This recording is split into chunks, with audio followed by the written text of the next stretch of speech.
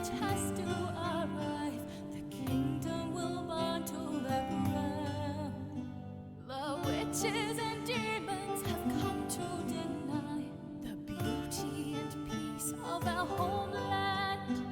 We know the message has to arrive, and the king of the north will rise.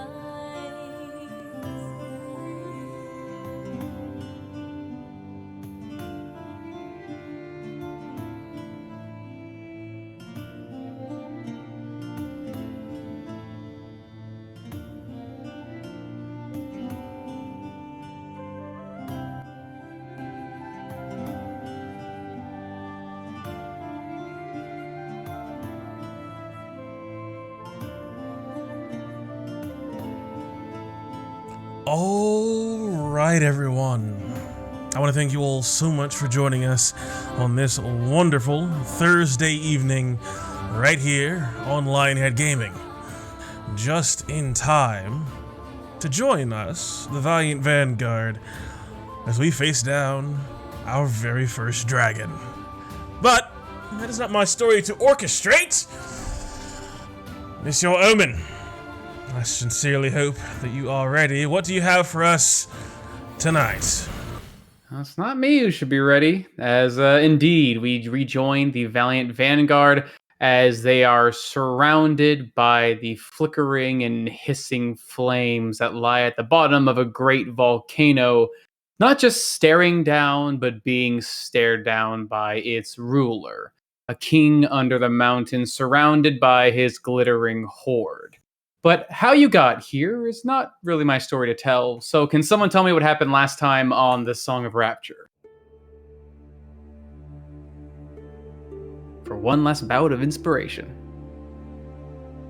Whoever might need it. Right, well, Who needs their fortune effects? Oh. I do. Last time on Song of Rapture, the Valiant Vanguard found themselves retiring within the cave that they first rested. Samantha waited, along with Persephone, for Swift Hollow to return. They had a lovely conversation, I believe. I was somewhat entranced, as I needed rest along with Tamarkon and Luna. I awoke with Samantha chatting up her newfound allies. Well, let's be honest, servants. I tried to have a conversation with her about what does it all mean? Why is she here? How will she lead this Valiant Vanguard? Hopefully I left her with a bit of thought in her mind. And soon we prepared. We prepared for what would be next. Deep within this mountain. Deep within the heat of the earth. We awoke and saw the changing of the clouds as that foul beast returned to his lair and flew deep within the heart of the mountain. The Valiant Vanguard sought out, retracing their steps deep within the nest of kobolds, and down the path that Swift Hollow had seen just the evening before. As the temperature rose and the sweat began to fall from brow and body, the heroes drank their potions and tried to sneak deep within the horde of the beast.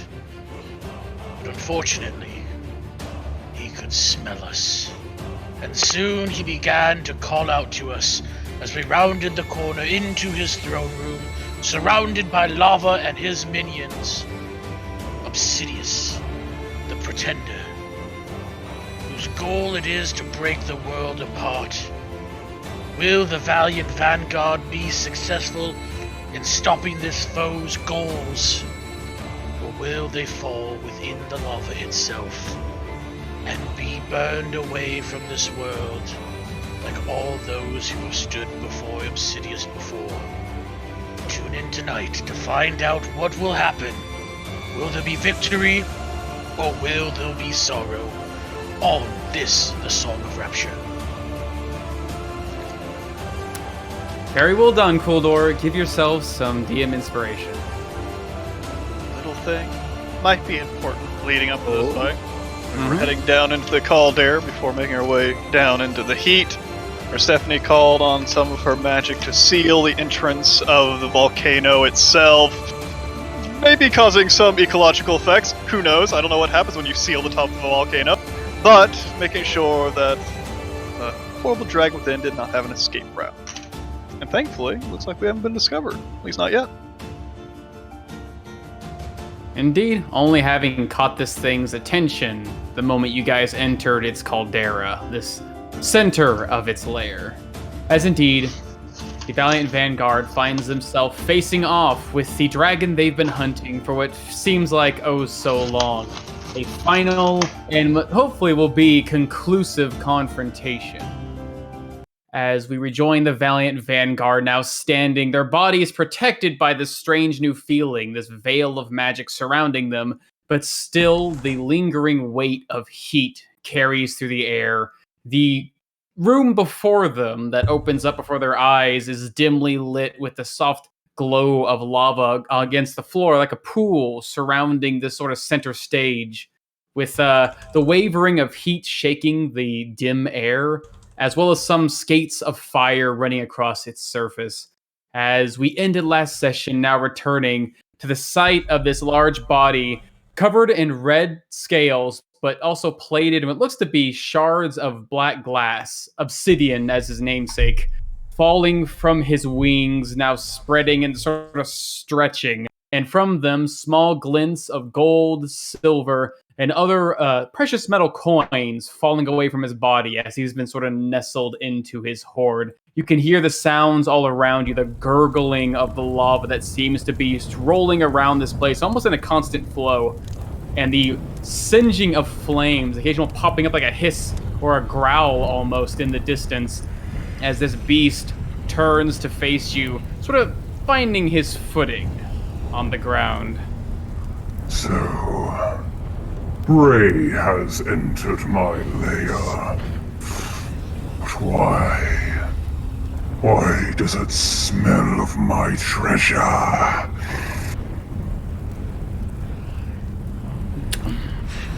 Taking a step forward. Taking another step forward. You can see the kobold sort of scattering, looking to and fro, finally realizing the interlopers who have entered his lair. As it seems to be questioning you guys, head sort of raising and falling like that of a serpent, trying to get a better look at all of you. Seems like we have been discovered. It certainly seems that way. See if we can get to other positions other than just in here. And for the record, I have the camera going for 4 minutes. Okay. No answer. Links. Fine. Rats need no answers. I am no rat. We're gonna need some initiative rolls. I was gonna try to hide. Okay. Okay, next turn. That's not good. Alright. Oof. Did you want to use your inspiration to boost your initiative? I Level got up it. token. That is true. Yeah, I'm biting down on my claw. Oh no, everyone moving messes up my movement plans now. Ah, balls. Let me click it again. Let go. Hey! Oh, A nice 25, that'll do. nice. Guidance and resistance. My lucky token, magic up into spell, spit it in my pocket.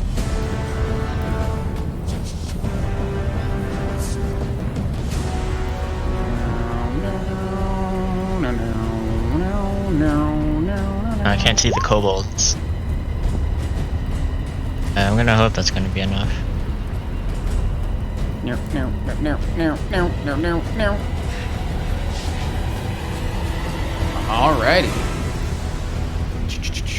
Alrighty, as Swift Hollow, you can see now this large and I got thunderous 25. sound. Wings 25 swinging ace. behind. Oh, 25? Gotcha. Okay. So, Tamarkan. You want to use your ability, Swift Hollow, to move with your reaction? Yes, no? Yeah, I will. Okay. It's like, technically will move here. Always ready, trying to get myself into a more advantageous position. Although technically, I guess I'm like 2 feet back, so I'm like right here. So. Alrighty. As we'll come to you, see Yeah. Tamarcon, this creature, it looks like Swift Hollow swiftly steps beside you as it seems like everyone's starting to take up their arms, able to jump to the lead in the first moment. As Tamarcon, it comes down to you. You can hear the sound of these thunderous wings flapping as this thing seems to be spreading them out wide, revealing its massive shape, almost like it looks like a 60-foot wingspan extending and stretching, almost casting a shadow in front of it, though the light seems to be surrounding you guys. Coins falling off his body as his mouth holds itself open for a moment, and from the depths inside, you can see the sparks of fire rolling along his throat. As the fight starts, as this thing calls out, it seems like it's unwilling to wait. As Tamarcon moves aside for Samantha to walk forward, but it seems like it's a little bit too impatient for a response. As Tamarcon just starts to say in a low voice, Samantha, Guildo, Swift Hollow, remember the words of Rhesus and the gifts that he gives, as he holds up his hand as that large, strange mango-like fruit seems to just appear in his hand. As he takes one bite out of it, as it shatters into light, as Swift Hollow, Samantha, and Quildor, you all have that strange, wonderful taste in your mouth like nothing you've ever tasted before. That makes your mind clear and your body seem to be ever so slightly more nimble. Nimble. So I'm going to cast a 2nd level Bless on the 4 of us.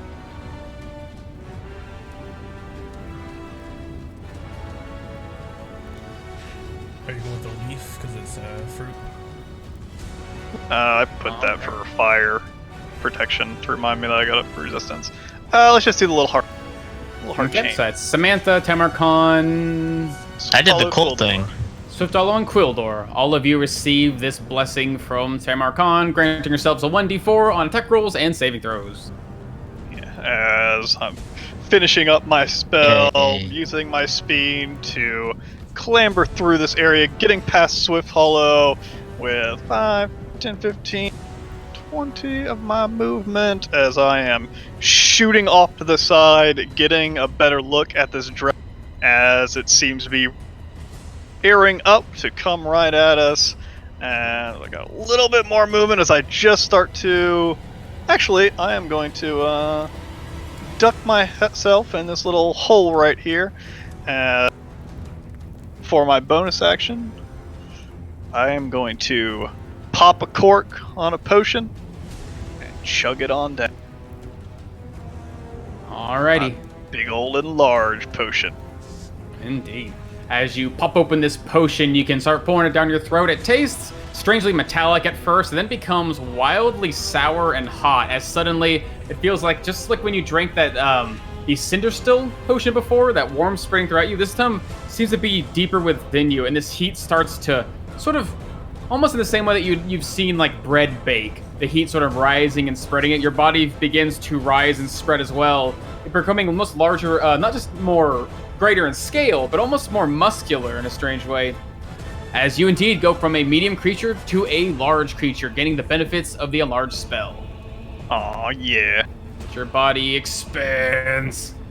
Giant monkey man! As in this alcove starting to swell as my body expands, as looking down, my bow seems to still be good bow usable size for me. Did it enlarge? It seems like as this thing is on your person, the moment it touches, there's sort of that weird like metallic shock, like when you touch a hot metal, and it seems like it also expands in size when it's within your grasp. Good to see. Alright, let's see what you have. As I start to string up an arrow, but that is my turn. Alrighty. Coming back to you, Swift Hollow, having swiftly stepped to one side, now finding yourself as ready to move again. This dragon slowly begin to step forward, looking over you all. And so silent you are. Swift Hollow That's it. swiftly moves up. She will definitely tumble through Samantha and Quildor as she sort of gets down on one knee and precisely aims just at the very edge of her range. A crossbow shot coming for this sorcerer with an All right. advantage. Give me that Yeah. shot. Ooh. As this bolt comes flying, this creature sees it coming at him, raises up his hands, waves them around in a quick motion, tries to shimmer up some magic between them, and it seems like it almost stops the arrow till it just breaks through the magic and strikes him. As his shield is not enough to stop the attack. Ooh! Juicy! Cool. As how do you want to kill this thing? Nice. Yeah, as with the added balance and the precision of getting down sort of on one knee and from the tumble and just aiming down. Oh, I guess I don't only have sights on a crossbow, but just aiming it down, making sure her shoots straight through its head. As seeing it also rear up, Sorthala's eyes sort of briefly open up slightly in sort of shock and surprise as she deftly moves down here. Seeming in that little sort of crouched movement, able to move a bit further, as I have 40 feet of movement. Quite mobile. Ooh, nice. Anything else you want to do, Sotalo? So glad you took that feat. That's it.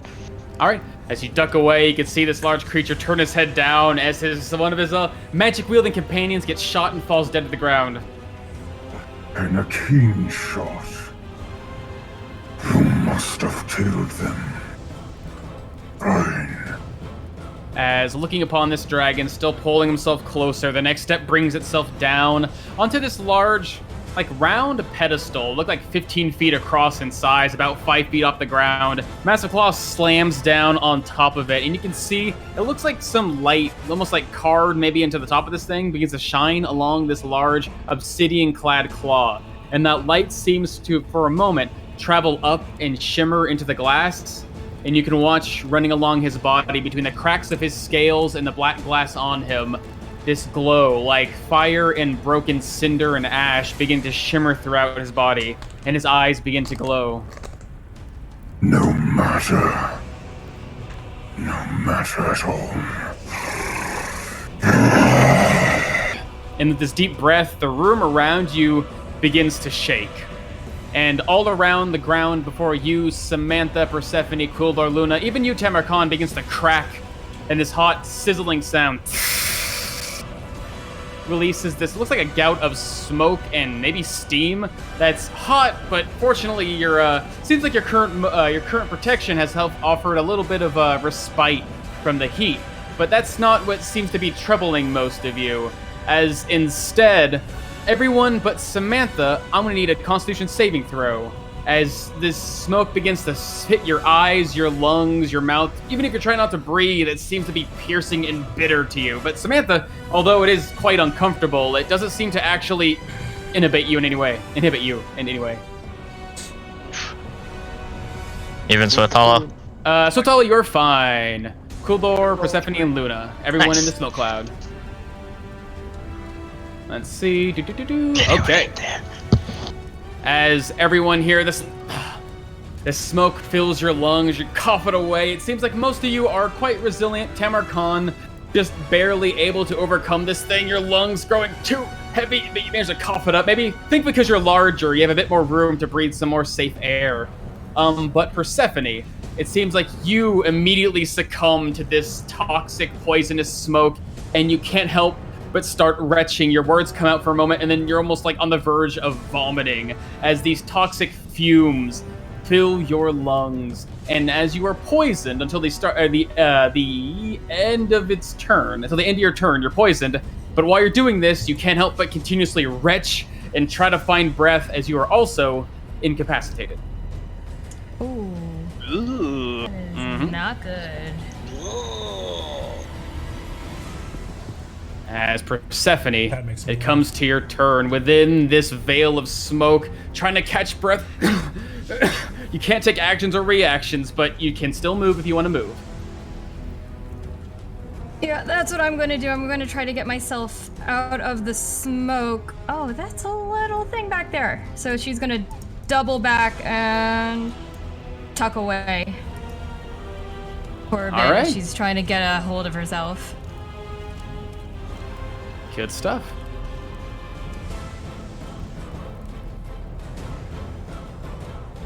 Yeah, that should be it. Alrighty. And as you're tucking away, Persephone, you can hear this dragon watching you. These almost like feeling its eyes press into you.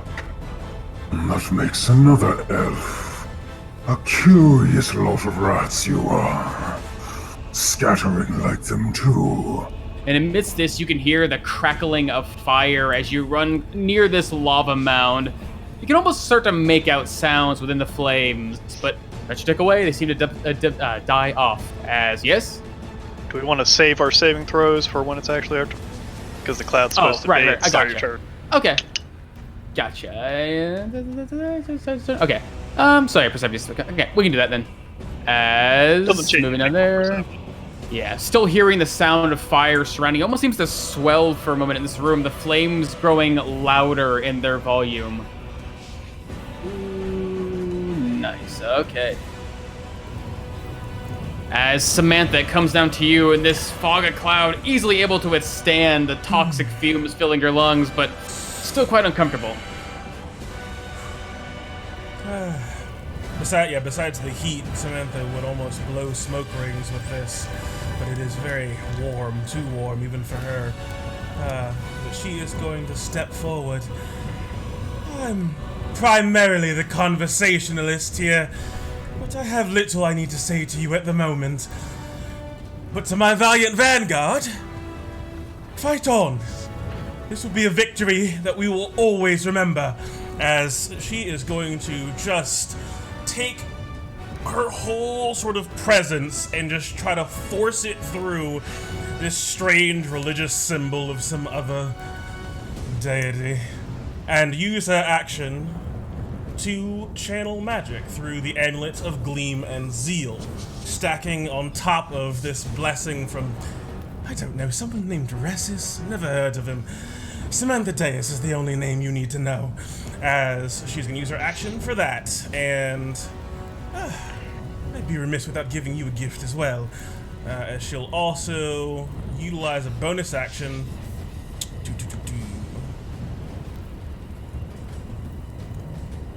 and send out some Eldritch Blasts at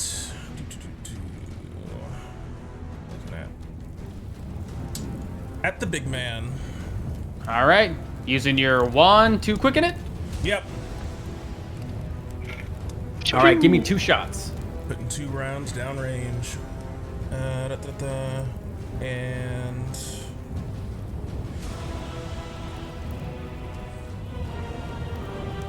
yeah. Call out to yourself. No, I shouldn't check in that. Just make sure Bless is on. I don't need to target him. This is in Fantasy Grounds. As 2 crackling green snakes leave my Eldritch Blow, sailing towards him. I hope the second one hits. Ooh, as the first one comes flying, you see both strikes actually strike into him, one hitting him on the shoulder, but as it hits, the magic seems to strike and then disperse. As the second one, well, this one seems to be weak, just barely avoiding being a critical hit if we're not for his armor. The second one comes flying, actually strikes into him truly. Body sort of recoiling from it. Oh, his body truly recoils as I'm going to push his ass. All right, give me that damage roll, though. I cooked it. Oh boy, roll 20. Oh no. There we go. All right. Okay. As the bolt hits him, you can see some of the small obsidian scales shatter. But yeah, comes with a considerable amount of force as suddenly it pushes him backwards as he goes back 10 feet. Yep. All right, so yeah, you can see him get pushed back into his horde as his large body pushes against this mound and gold coins start to spill down behind him off this platform. Magic. Was it elevated? Soul is magic. My pleasure, Obsidious, the Pretender. Alright, that's, Samantha's gonna continue to move up just a little bit. Trying to leave room for Quildor. Alrighty. And Quildor, finding yourself in this plume of smoke, it burns the lungs, but you're able to withstand it quite easily. What do you do? I run! I run! 27, and then I dash! Alright. Get in now. And then as I get closer, these kobolds start to kind of look at me right there, Mhm. as just right behind them. Ooh. I'm gonna appear. That's 30 feet right there. All right, teleporting up. It seems like you go up about 5 feet off the ground on this platform and land on the ground next to these kobolds. That's gonna be my full turn. That's my action and my bonus action. Ooh, all right. Let's see. Nice. Cool. Alrighty. As you get closer here, Coldar, you can hear the sound of the fire just beginning to rise louder and louder. It's almost like deafening your ears, but you're still able to hear the sounds of your allies taking action and the sound of this thunderous footsteps of this dragon as it begins to loom towards you guys.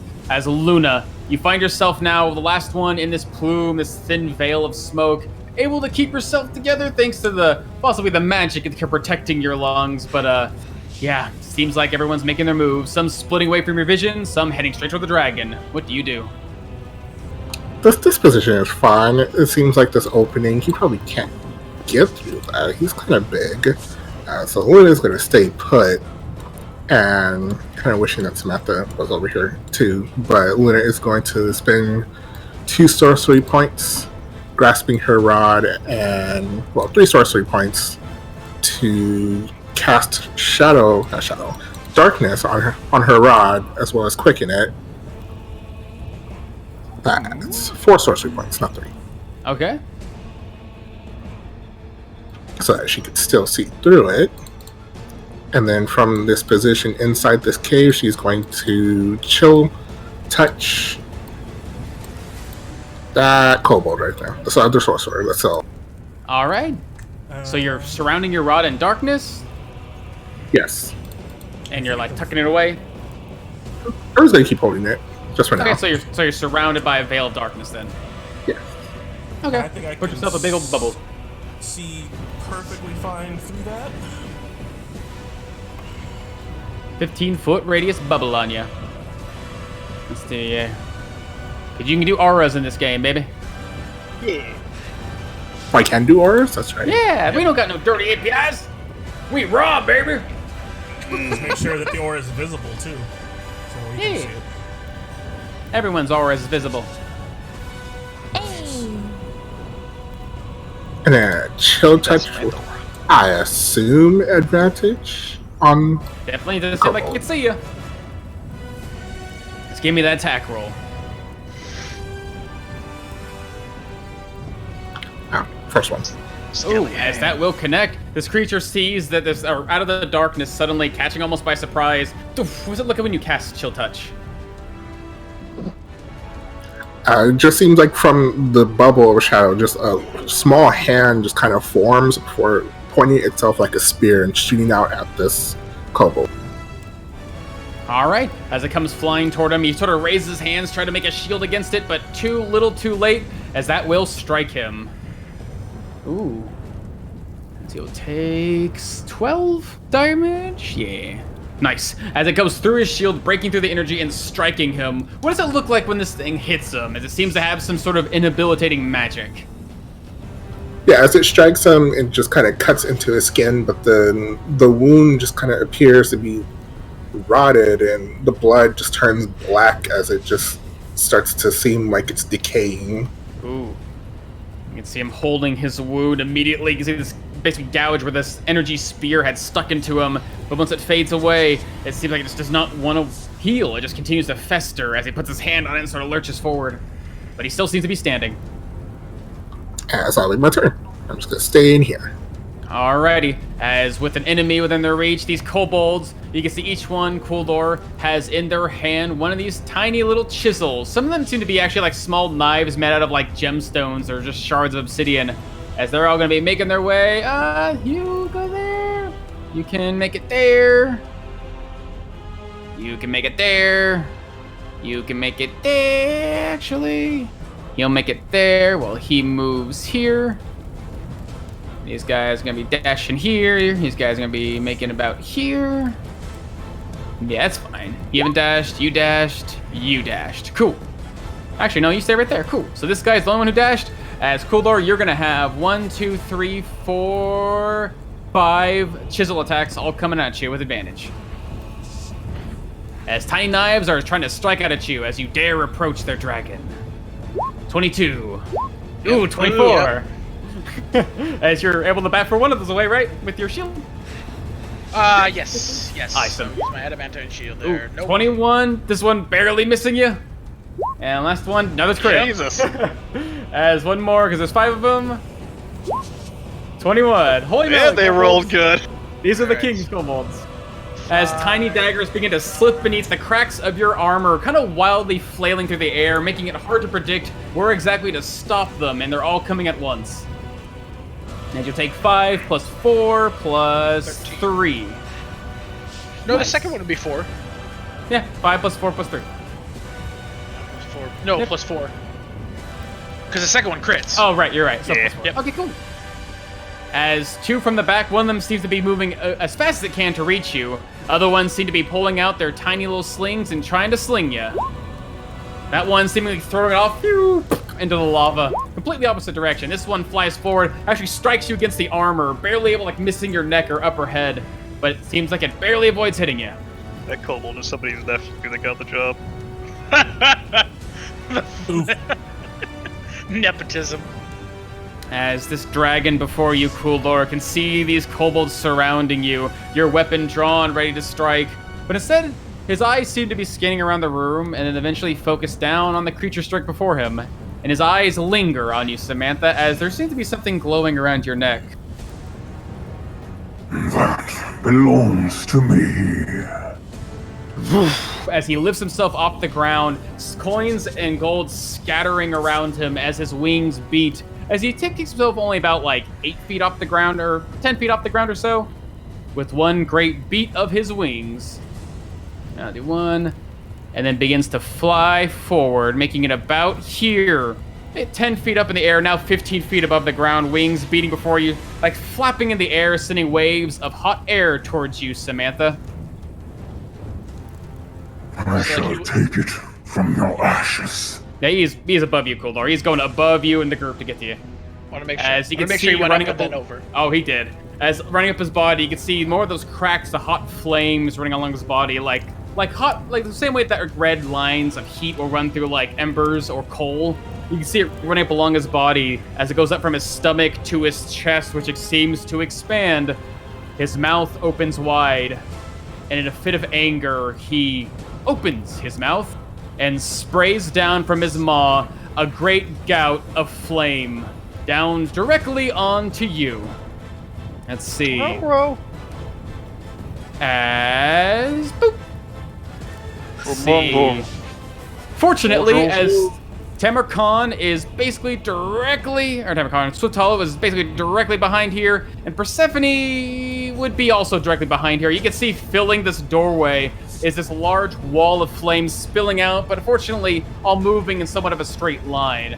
Luna, you'd be about half in it, but you'd still be considered in it, and Samantha. Both Luna and Samantha, I'm gonna need dexterity saving throws, as this wall of fire seems to spill straight through it. As the flames seem to come towards my bubble of shadow, it just begins to solidify as it creates this armor around me as I will use shadow. Get advantage on this. Nice.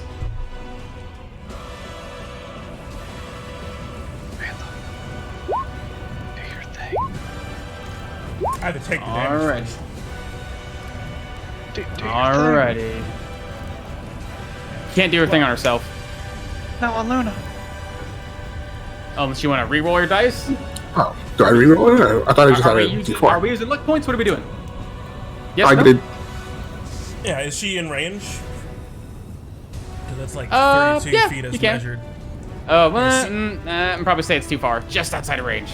Oh. Because like from corner to corner, it's 30. Yeah.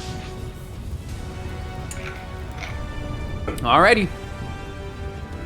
Sure, I'll re-roll with the blessings from my mother as the dagger in my pocket reverberates. Do I just roll once, or...? Just roll once, yeah. You just roll another dice. You're rolling a d20 to replace one of them.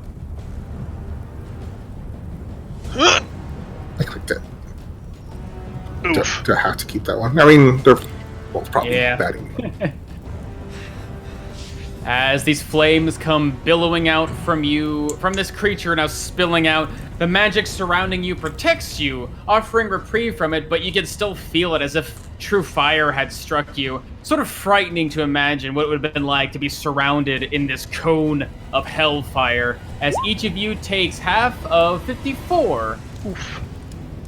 27? 27. Fire damage pouring across your body, still searing into you as the flames soon subside. Yeah, so tall on Persephone, you can see this doorway fills with fire for a moment, but fortunately spills away and then vanishes. As this dragon continues to stay in the air, letting itself fly, shooting hot waves of heat from its body as it stares you down. Are you doing it? Brilliant. Is that the best you've got, Obsidious? Let's see. As the last remaining sorcerer puts his hand on his chest, this wound tearing open through its flesh, tries to see or try to close the wound with his hand, but it seems like this flesh is just rotting against him. Ah! For the dragon! He holds up his hands, pointing towards the best thing he can see right now. Seems like there's some veiling fog, but there is a large monkey man as he aims his hands towards you, Tamarkan, and tries to shoot 3 bolts of Scorching Ray at you. And you're gonna get 1, 2, 3.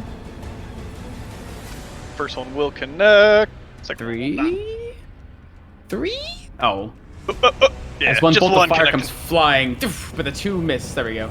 As you will take 10 fire damage, cut in half to 5.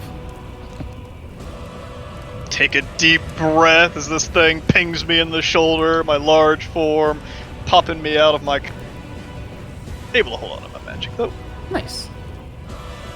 Just one last step there. As Tamarkana comes back to you, taking a blow of this fire, but you can watch as the... Seems like this potion protecting you. Some of the fur on your shoulder begins to burn, but then immediately gets put out by the magic, it seems. As you're pretty well protected. Yeah, as dragon slams his claw down on this pedestal and then lifts off, charging at Samantha. The breath rolls fire in, calling out to see if they're alright, and then seeing this gas just shooting up underneath my chin as I take one last deep breath before it reaches my heightened face. It's like... just blow down onto it, away from my face, just long enough to get it away from me, as I am going to charge around the corner as I make it to this little peninsula. Sorry, choking on myself. As seeing Quildor not in a good spot and knowing that we need to spread the fuck out from the flames this thing can gout outwards. As actually, I'm just going to stop on this little peninsula here, taking just a half a step back, lining up my next movement, but sling out my bow and trying to give Quildor a bit of aid, as I'm going to loose 2 arrows out at the creatures that are harassing him. Basically, whichever ones I can get a good shot on. If I can get this guy and this guy. So I just sling 2 normal arrows. They have a little high ground on you, but fortunately you're taller now, twice in size, so you have a Yeah. pretty clean shot to them. Yeah. And so I just string up 2 arrows and fire one at a time. Shoo, shoo. Alright. Ooh. Now, the first one's not good. Yeah, even with the Blessing of Resist on your side, goes flying and sort of scatters and bounces off the ground next to this thing. But the second one will definitely connect, striking this guy here, Yeah. as that will catch him in the back. Immediately falls forward and falls dead in front of you, Kuldor. You know, we are all used to be something else. I used to be a monkey, I'm sure. You made a very beautiful lizard. As I pull my bow back one more time, this time pulling a poison arrow out of my quiver and firing at the big old lizard in the sky. So I fire out at it. Alright. Give me that shot. Crit. There we go. Oh, 18 ain't gonna do it. As you see the arrow come flying this direction, you see his eye, sort of like a lizard's on one eye of its head, sort of catches wind of these arrows flying behind him, and as the arrow comes flying this direction, his wings immediately flap down hard, and the arrow goes set flying off and into the lava. As the wing flaps downwards and the air picks up, I quickly, with strange speed, loose another arrow right as his wing falls downwards, trying to expose this. Fire one more time. There we go, 22 dead. Ooh! As it seems like its wing comes down, that's the perfect opportunity to fire, and the arrow comes up and strikes him in the shoulder. Ugh. As the arrow stabs into his shoulder. Roll 20, you're being slow. Chunky, chunky, chunky. Ooh. He takes half of that, so 4 damage on top of the poison that seeps on the side of the arrow. Oh god, roll 20, come on. Here we go, another 6 all right. poison. As it seems like the arrow snips into his shoulder, getting between his scales, and with another beat of his wings, it seems like the arrow flies out of the wound and falls in lava as well. Alright. Indeed. As that's my turn, as I'm just taking a half step back as getting ready to line up a little jumpy. Alrighty. Coming down to Swift Hollow, you and Persephone able to see this wall of flame fill the tunnel for a moment and then pull away, fortunately just far enough away to keep it from being within its reach. But it seems like the fighting has started. What do you do?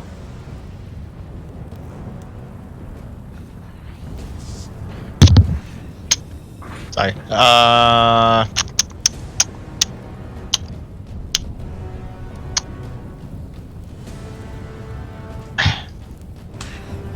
Hollow will move back up. Taking a view of the site, seeing this one kobold sorcerer still up. Take him out with advantage. Capitalize on the momentum of my victory. Taking out one sorcerer, now we're moving on to the other. I believe in you, Swift Hollow. Not because you're infallible, but because you never give up. Alright, I'm assuming a 27 will hit. 27? Well, I guess, yeah. I don't have Blast programmed, but whatever. Sure. As, yeah, this shimmering energy still starts finally fading from this creature. The bolt comes flying. The kobold again raises his hands to try to make a shield. But like before, it gets shattered. As, give me that damage roll. See if you... maybe he'll live with like 2. Oh, 1. I gotta collect it twice. Don't do this to me, roll 20. It's so chunky tonight. Oh, God. Ooh, how do you even kill this thing? Good night, sweet princess. Yeah, there you go. There's a second click as Swift Hollow moving down and tumbling again forward, using that leverage she has with her sort of marksman-like kneeling. Able to get a clean shot off on the kobold's forehead. Catching the head. Falls away dead. Anything else you want to do, Swift Hollow?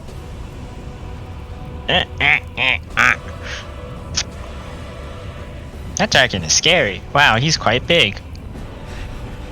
I don't know. I guess Swift Hollow will take the dash action and...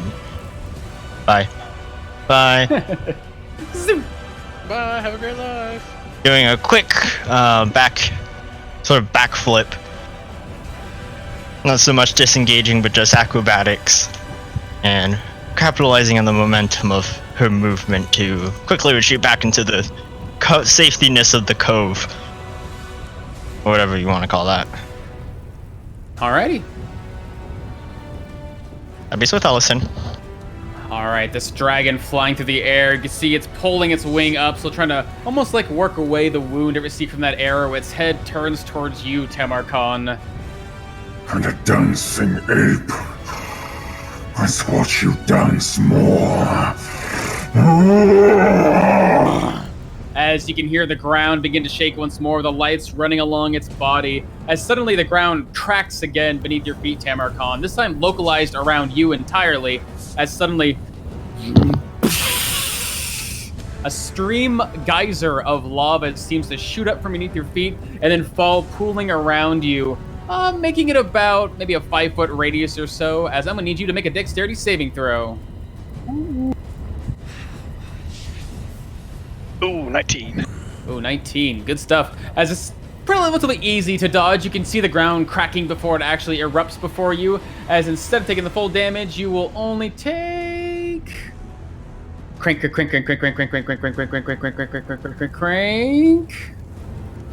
You'll take... Hey, now roll 13 20. fire damage divided by 2. You will take 7 fire damage. 6. 6, that's right.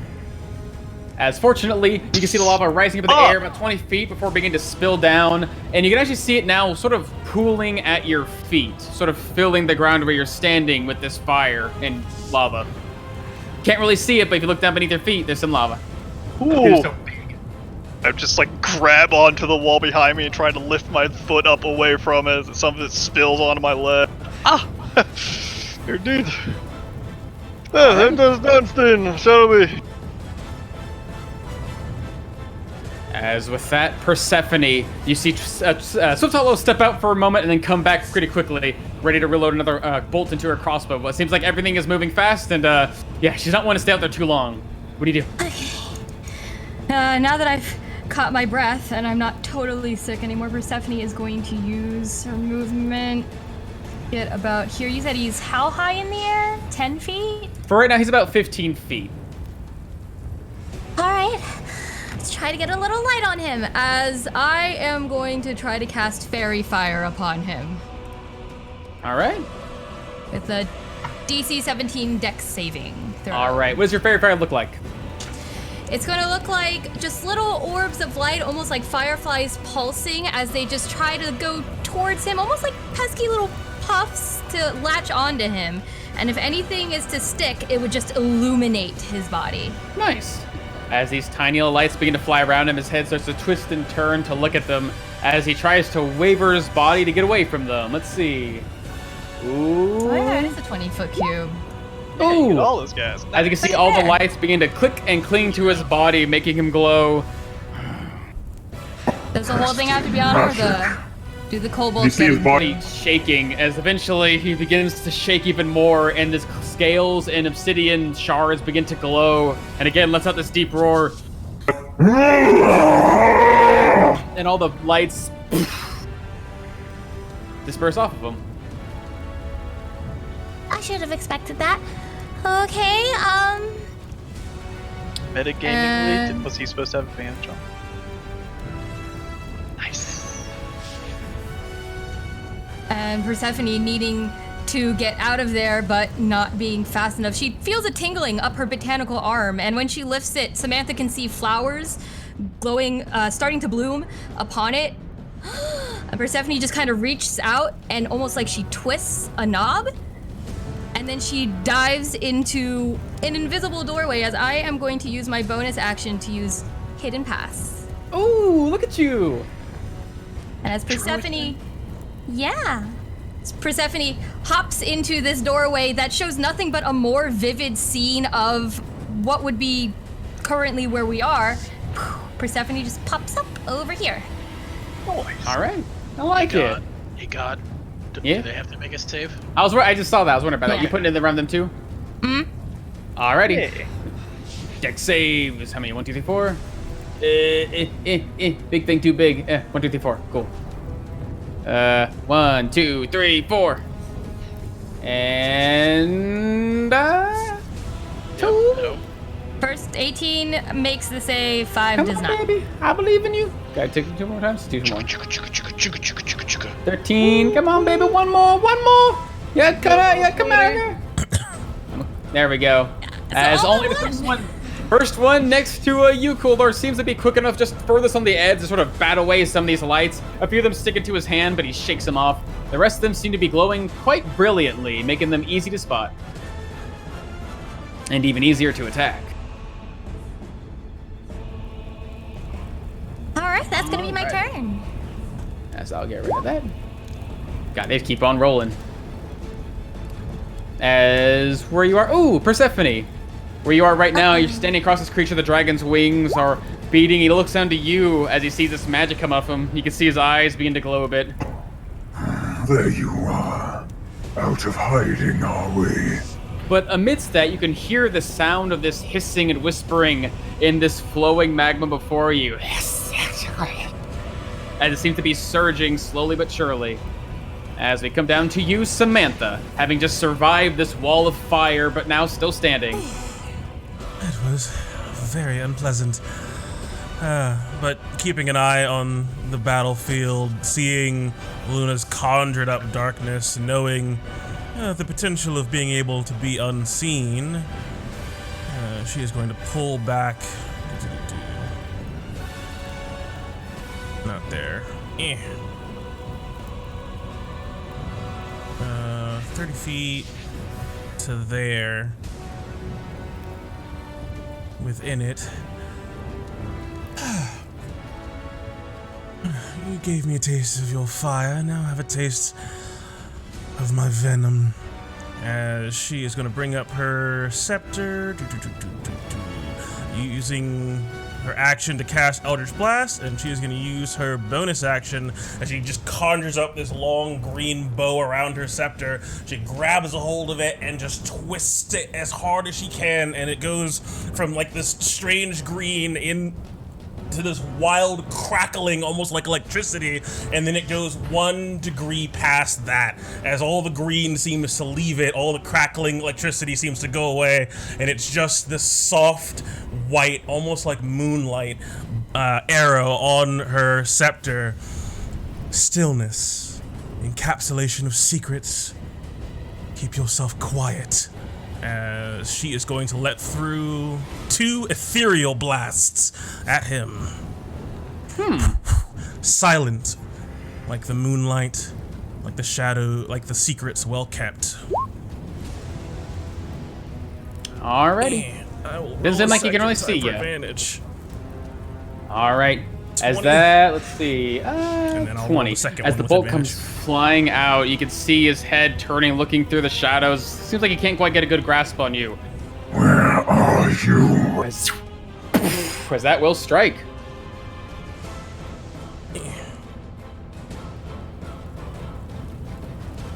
Oh my god. Roll 20, please. Please, 20, not tonight. Ooh, I as hit. that one will connect as well. Yeah, I selected advantage, but it just refuses to roll it.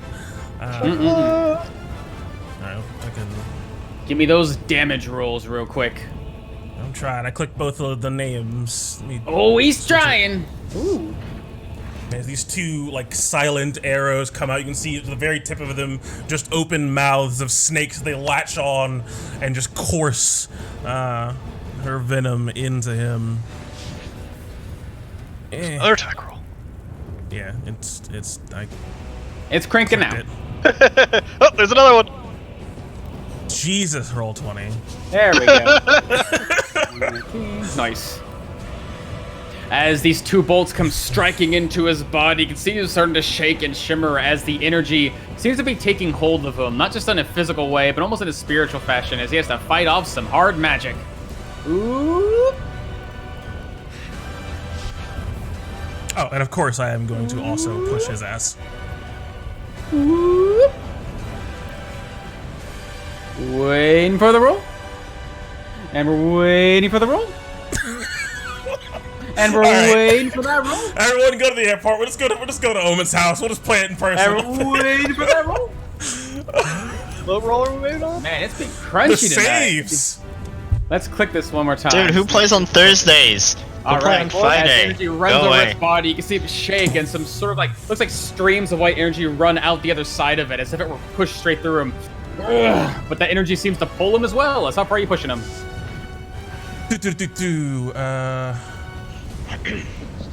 I think just... Yeah, 20 feet. All right, he's gonna go 20 feet away from you. So, Yes. let's see, 5, 10, 15, 20.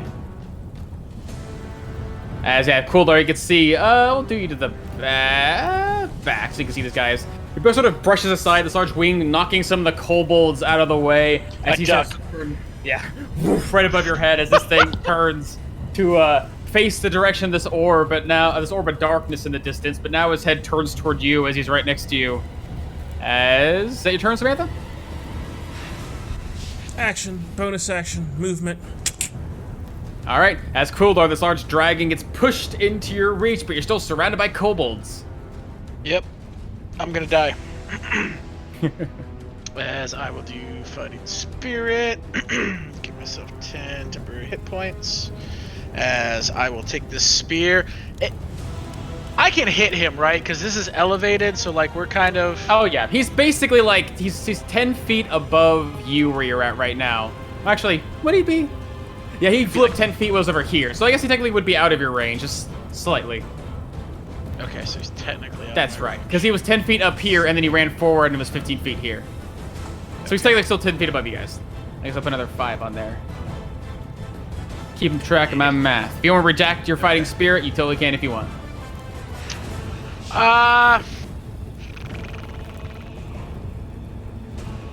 No, because I'll use it anyways. Is I'll take 1 attack at him and 1 attack at him. Okay, 2 attacks with advantage. Swinging out with your sparking sword? With my spear. Oh, with your spear. Ooh, as that will definitely connect. How do you want to kill these guys? Ooh! As the first one, just the spear will come in. As I just kind of flip it around, as the second one just stab underneath him, lifting the kobold up and tossing it like right against the wing as it just smacks against Obsidian's wing. As that will be my turn. As, yeah, you're swinging this spear around, sticking these kobolds and throwing them aside. It smacks in the side of Obsidian's wing, but it doesn't do much to actually stop it from flapping. You can see he actually turns his head towards you, holding this glittering gold weapon. That would be a fine addition to my collection. Come and take it. As Luna, still in the orb of darkness, now joined by Samantha. Luna is going to point at Obsidius in the air as this chaotic energy just seems to form on her fingertips before she grabs it and controls it for once, and the rest of her arm turns black as this bubble of shadow just kind of opens to seeing Luna covered in this blue energy as she will shoot out a chromatic orb and a chill touch at Obsidius. Quick and cast. Almost just sort of hear just like kind of like a whisper on your shoulder just from like behind you, just something reaching out to you as you see, just as you're lining up this shot, just one of Samantha's many snakes just sort of looking directly at you, eyes sort of golden in color. There is no greater companion than you. Strike true, my friend. Do I get D4 on both or just one? Basically get D4 whenever you attack. Yeah, whenever you make an attack roll, so both of them, I guess. Basically bless, but you just gotta be within 30 feet of her. Chromatic orb at 3rd level. Okay. As you'll be attacking with advantage. It's coming. It's coming. Oh, it's trying. Here's the trick, man. You just know what you want to do, and then before you even get to your turn, you just click the button. Yeah. This is Roll20 forcing the fucking Greyhawk initiative on the entire server.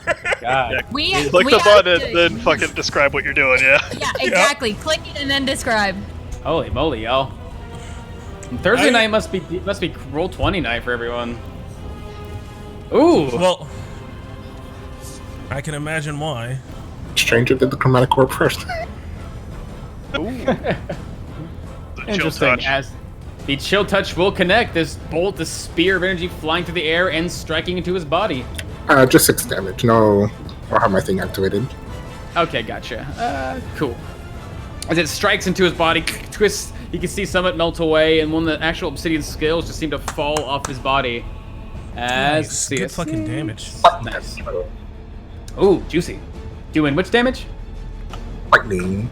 Ooh, lightning damage. As this bolt of... What's it look when you cast your chromatic orb? I don't think you've cast it before. Yeah, as it just seems a lot like when she does chromatic orb, but instead she just kind of grabs it and then forces it to stay at one element before releasing it as like a short, like, ball of energy. Nice. As it strikes into his body, it begins to shimmer, and then releases as electricity runs across him. As he's going to take... Nice. I will not be surprised if he directs his ire towards us now. Yeah, we should probably move more into this hallway that I don't think he can get into. So I'll just go over here. That'll be my turn. Alrighty. As surrounded by these kobolds, though many of them are now dead, you can see Koldor, some of these glowing ones rush to try and take the place of the fallen. Make it about here, you can make it. Oh, you can just make it! You're so proud of you!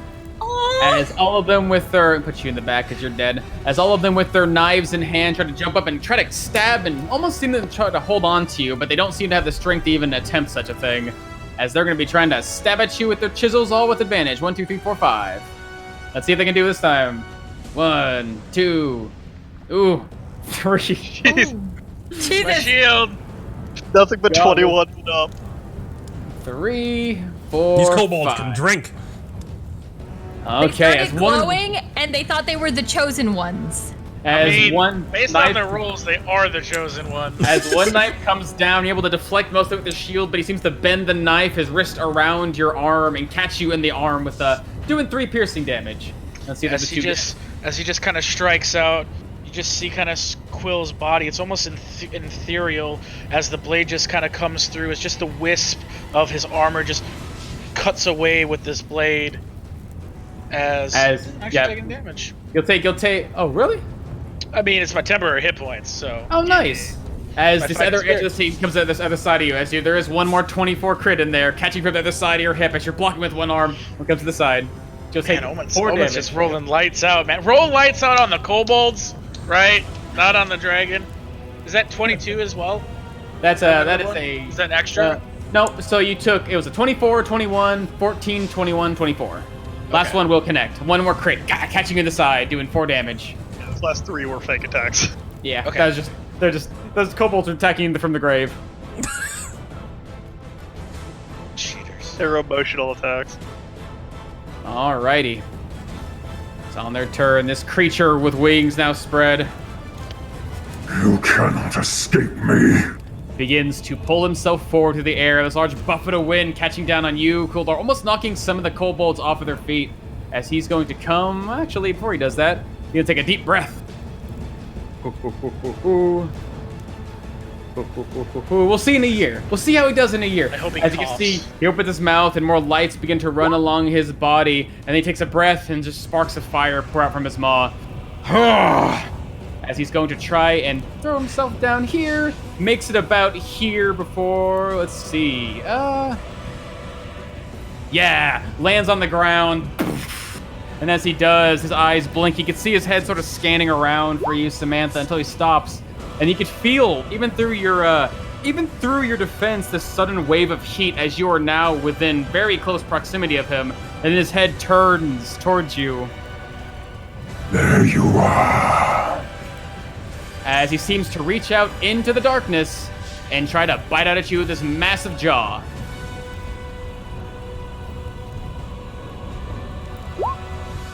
A 20. That will That's totally teeth connect. As teeth reach out and catch you on this side, a massive jaw pressing down on your left side of your body and up across your shoulder. You could feel that sparks in its mouth, the heat actually lather across the wounds and even into its teeth. But fortunately, you are protected from that, only taking 3 fire damage, but you do take the full 16. As now that it's caught hold of its prey, you can see it begins to twist and writhe its arms, just cutting into the one thing it can truly see. 2 claws coming at you. Let's see what those do. 21 and 14. First one catching you across the side, ripping and doing 11 slashing damage. But the last one sort of reaching out and only hitting the wall above you as he lashes out a bit wildly. Woo! Alrighty. As that is where he will end his turn. As you are dead, Tamar Khan, you can see this dragon reaching into this ball of darkness and rip his head out, and you can see blood pouring from his mouth. As the ground beneath you is still pooling with lava, it looks like. If you end your turn here, it's gonna be real hot. Yeah, just with one hand on the wall, I just shove my arm across the wall and shove myself backwards away from this pool. That was too close, but...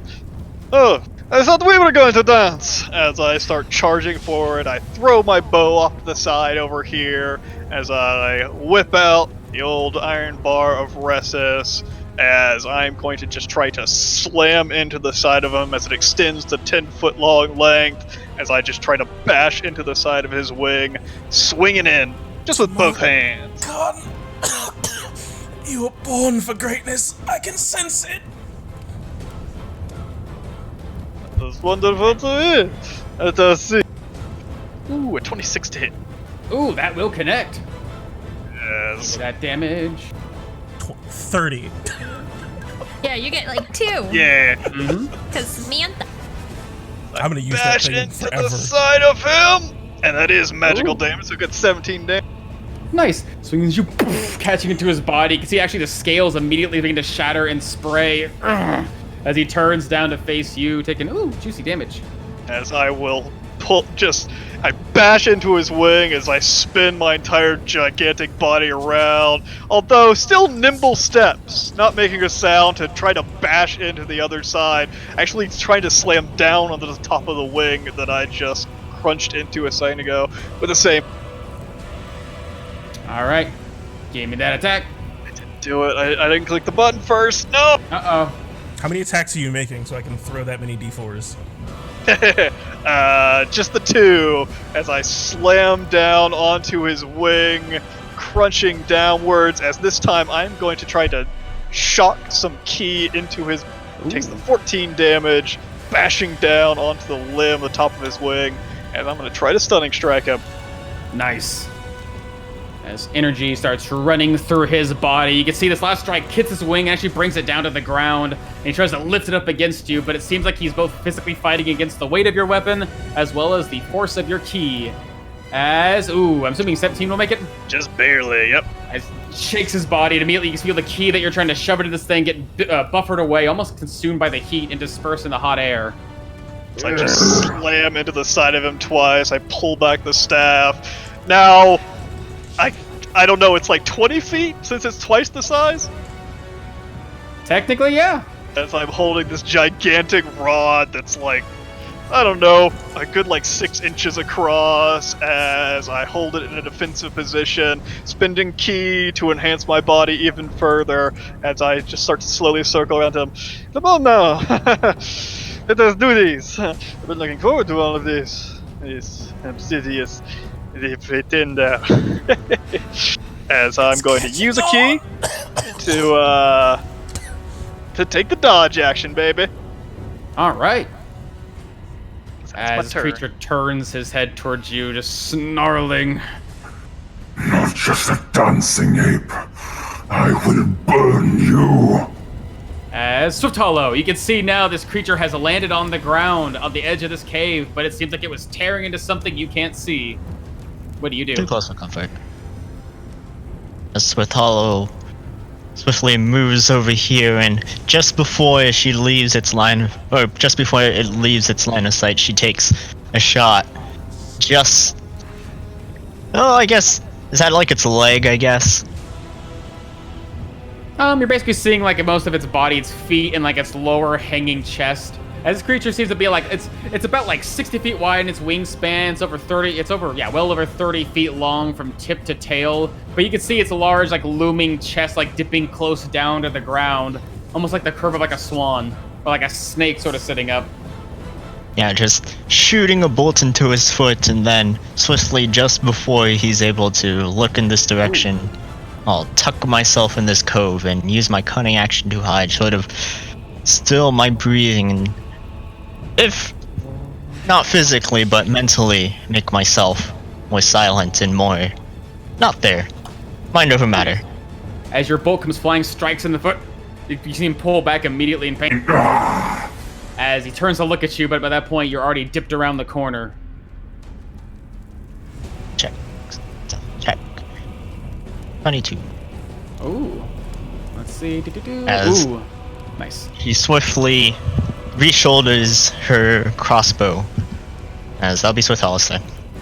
Alrighty, this dragon being battered by both bar and bolt begins to look around him down into this well of darkness where a wounded Samantha is pressed up against the wall. You can feel again the ground begins to shake and these lights begin to run along his body. As now that you're close to him, you can feel the air become almost electric for a moment as all of you have a connection to magic. And as this thing begins to take a deep breath, it feels as if you're feeling raw magic itself sort of just breathing out of him.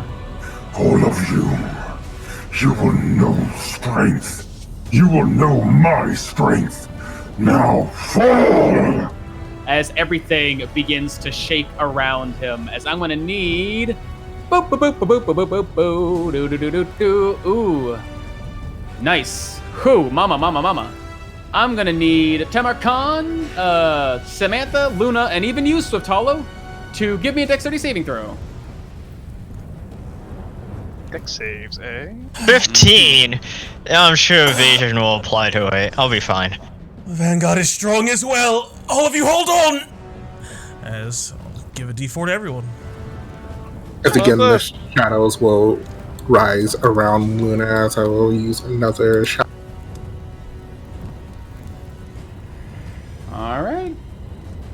Dexterity. As long as I don't immediately die from this. Nice. Let's see. 1, 2, 3. Ooh. As fortunately the ground begins to shake violently beneath you, Tamarkan, even your large size, quite nimble in your step, able to keep yourself, especially when that you're in a dodging way, able to keep yourself neat on your feet. The rest of you, some of you barely holding on, but some of you still keeping some strength to you, able to keep from falling off of your feet and onto the ground as you all avoid falling prone. Oh, Jesus. I just slam my arm. Swift fall Hollow to the ground and tucked save in the myself. corner, just sort of like spreads her arms out to sort of ground herself more into the wall. Alrighty. As Persephone comes to you, you can see that the ceiling and the ground have begun to crack and shake, and you can see like it looks like almost everyone was being thrown off their feet in the distance, but they're still standing. And before you can see the magma, the lava begin to sort of rise and surge even greater now. As what do you do? Does it look like the magma is trying to take some sort of form, or is it just rising up? Now that you're watching it, you can see like some spots begin to rise continuously. It looks like bubbles in like a hot boiling stew, but now some of these bubbles are rising and falling in one spot. Does readying a spell take concentration? If it's like yes, it does. Ooh. You know what? It's fine. Persephone's just going to back up from the magma a little bit, and I am going to hold my action on Tidal Wave. If any of that magma looks like it's taken a form of sorts, she's just going to wash it away. Nice. Yeah. But All if right. that takes the concentration, that means the kobolds are no longer glowing. Gotcha. Sure. As you begin to channel your magic and focus it, ready to fire, the spell basically already ready to cast. You watch these kobolds begin to fail and fade from their glowing state, but it seems like Quildor is also quite keen on striking them. Is that your turn? Mm-hmm. Alrighty. As it comes back to you, Samantha, barely able to keep on your feet, but fortunately it seems like the aid of Tamarkan has helped keep you strong. Fortunately, the wall behind you, but your stamina is falling now. This creature still stands before you. Seems like he's quite keen on taking you down. Of course he is.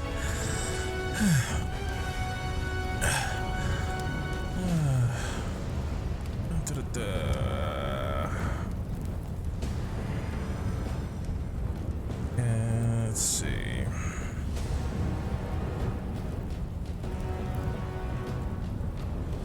What is the play here?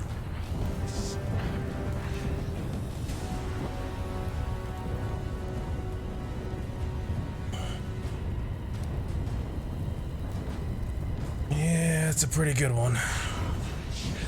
Okay.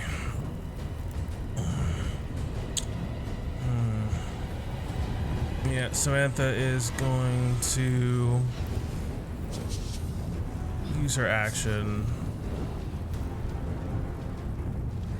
needing to get away from Obsidious. How far down does this tunnel go? Seems like it goes about like 100 feet before it goes back up towards the steep decline you guys went down.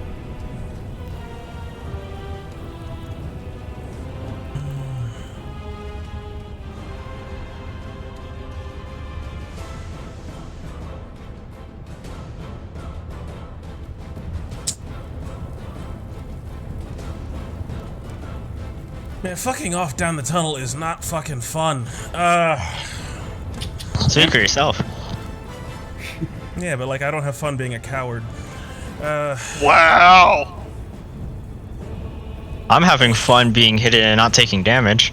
Yeah, of course. You're a rogue. I want to stand up here and face the dragon. But I'm dying. I'm going You're to a use... coward. I mean rogue. Those are What are we his doing? tools. The 65 HP Yeah. Virgin versus the 2 HP Chad. Yeah.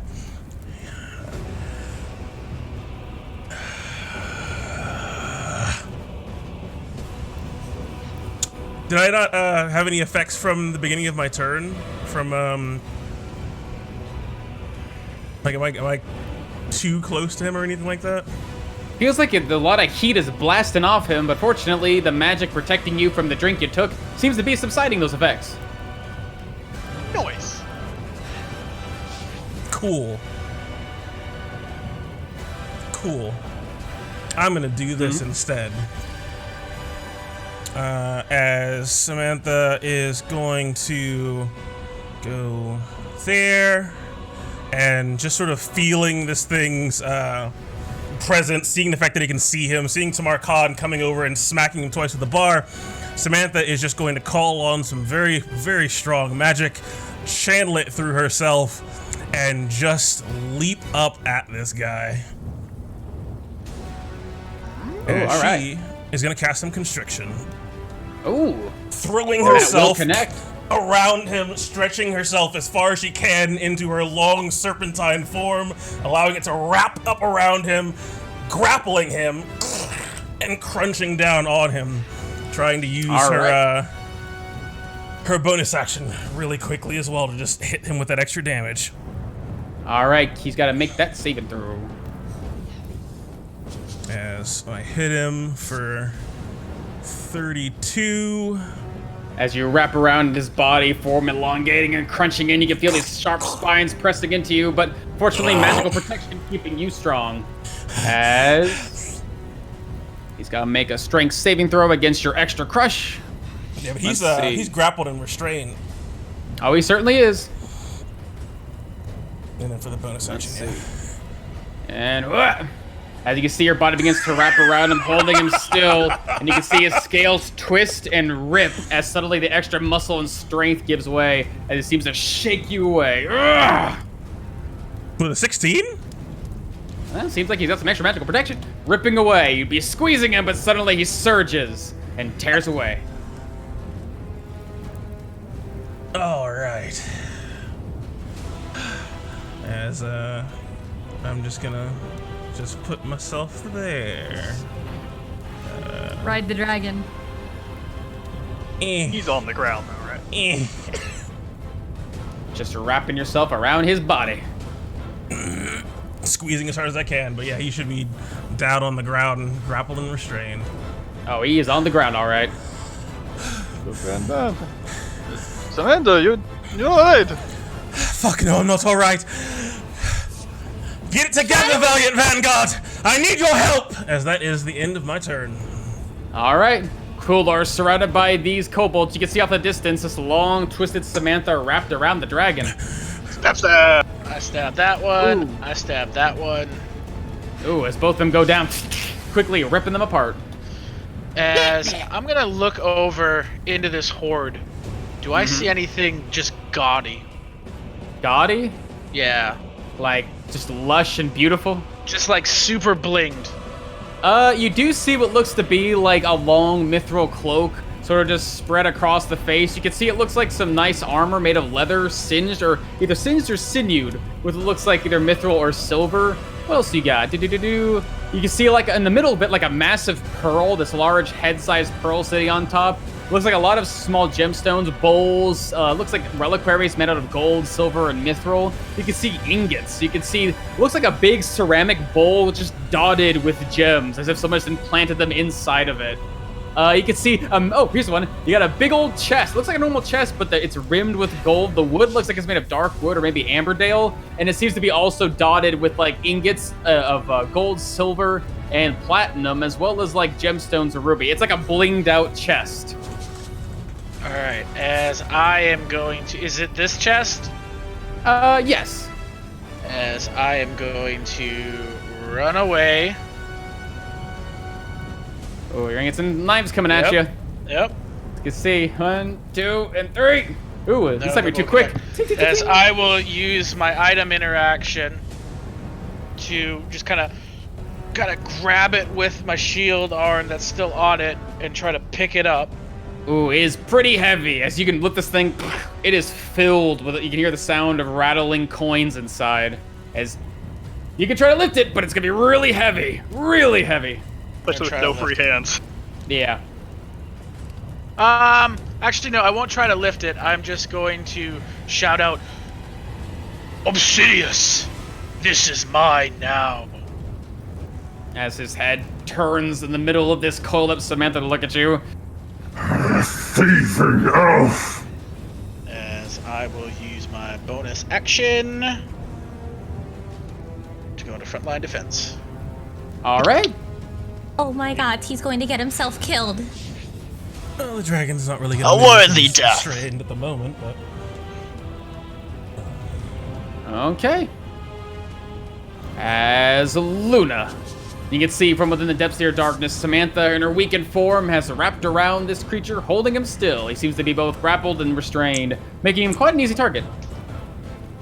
For fuck's sake, Samantha, as Luna will drop her shadow as it just starts to form like these strange bubbles of dark energy before cackling with powerful magic and shoving themselves into her head as this tiara of lightning just seems to form on top of her as her eyes just grow bright yellow as I will cast, using reshape spell, Dragon's Breath on myself. Ooh. Choosing lightning damage at 5th level.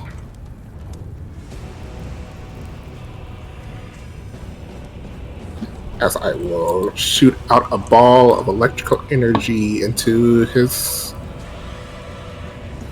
behind him, attempting to... I don't know if that's like where Samantha... Will I hit Samantha?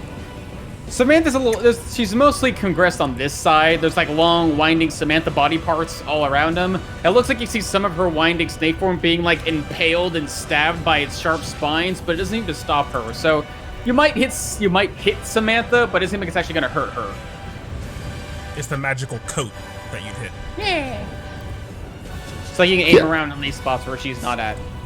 Yeah, so I'll try to blast his butt. All right. Ooh. Booty blast. All right. Ooh. All right. 1 Yeah, second. you get that booty. All right. Give me that damage. Let's see. And it's 3d6. Oh, so 66.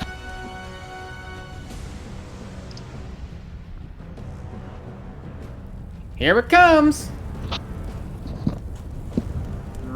Let's see. We're casting this at what level? I don't Ah, know. fifth level. Right spell. Yeah, Oh, that's you our are spell, yeah. Dragon Breath. Gotcha. All right. 10 to 25, 24. for Nice. rule As breaking. creature is not able to quite reach him, as it seems like he's not able to try and pull himself out of the way quickly. So let's see what he does at disadvantage. Huh? Ooh, unable to do it. As suddenly lightning courses across his body. Ugh! As it seems like it hurts him quite heartily. Oh, that's not right. Nah. Awesome. Ooh. And one Oh, moment. shit. Uh-oh. Oh Here we go. It's the biggin. Hey, roll 20, whack roll. Ooh, nice. As just to keep describing stuff, Luna, you can see as this orb of lightning expands outward and fills this air, that it reaches up and crashes down into the lava, actually stabbing down into the liquid and causing a spurt of this molten rock to spray in the air before falling. And it seems like some of the rising spots in the distance stop rising. Good shit. As I'll just move another step into this area, and that'll be my... Okay, as once we wait for things to get back to normal, so I can move some cabals.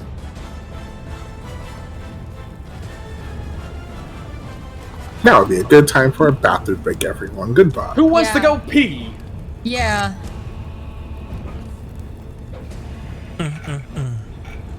certainly hope you all are having fun watching us take on Obsidious. I'm excited for my next character. It's gonna be great. I have a great idea. About to get 8. You need to get yourself healing. I don't know, healer. You're all the way on the other side of the screen.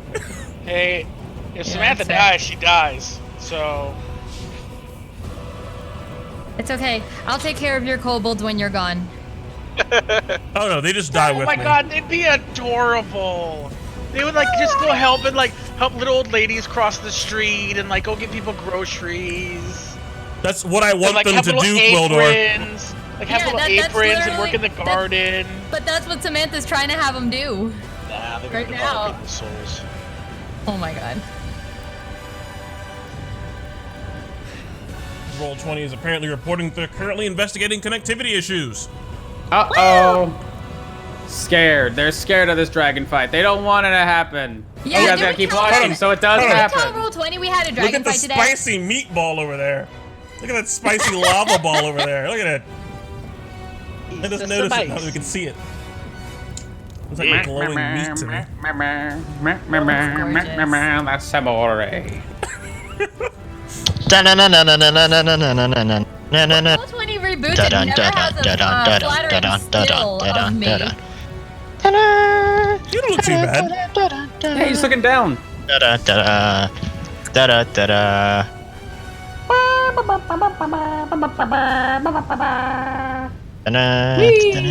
Da-da-da-da-da-da-da-da. Yeah, I'm afraid when the second we take like an actual break.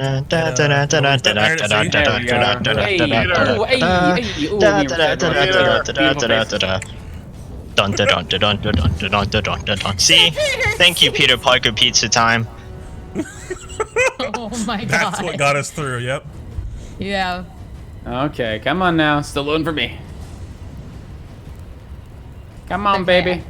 I can help out Samantha, hopefully, if nothing terrible happens within the next handful of turns. The old dragon boy's coming on up. Yeah, 2 turns. I was excited because I thought when you were reaching for your arm for flowers or something, you were gonna send fairies my way. We whooped away. I was like, Yep, oh. I Yeah. whooped. Come on, Before you y'all. got chomped. I was not about to be direct line of attack with the fucking dragon. You got more AC than I do. A lot more, actually.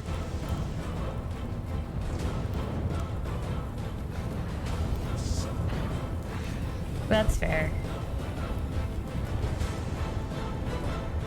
But I am actual coward. Yeah. So Oh, look, a green. Yeah, both ways.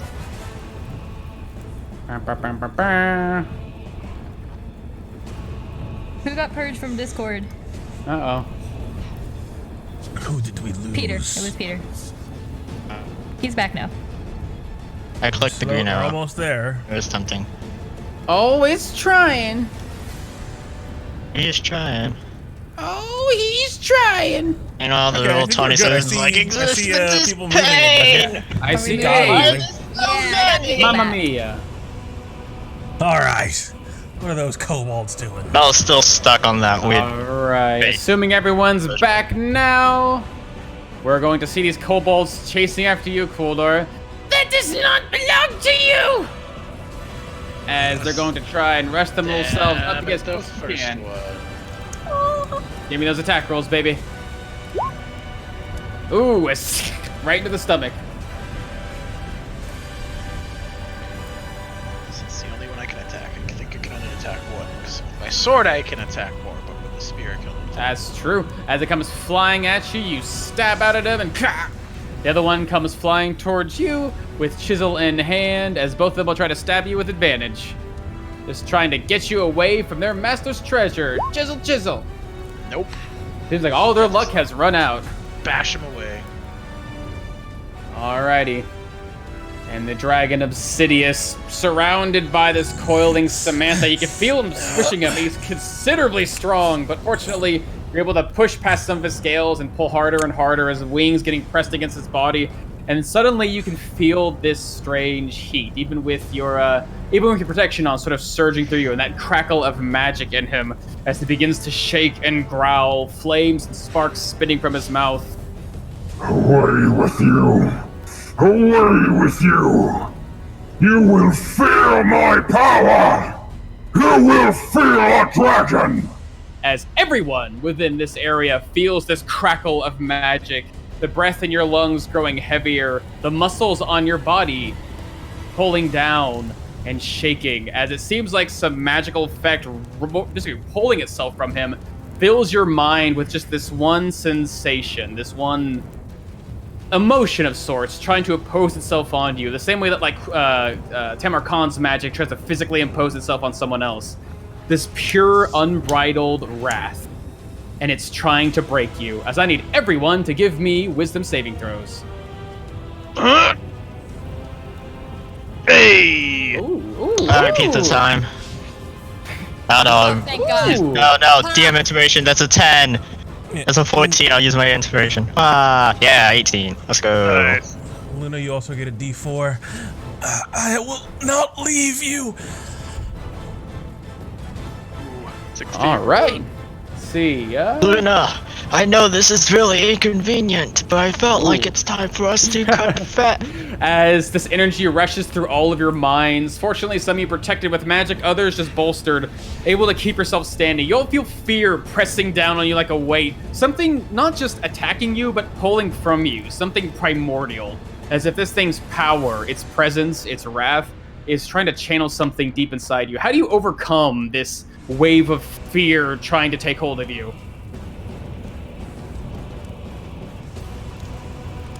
Samantha grabs a hold With of all who her she is as a fingers, person. hollow as her heart. The last thing you're gonna take from her is her will, as she just seems to just let all of her snakes hiss at this thing's face, coils on tighter. Her will is her own above anything.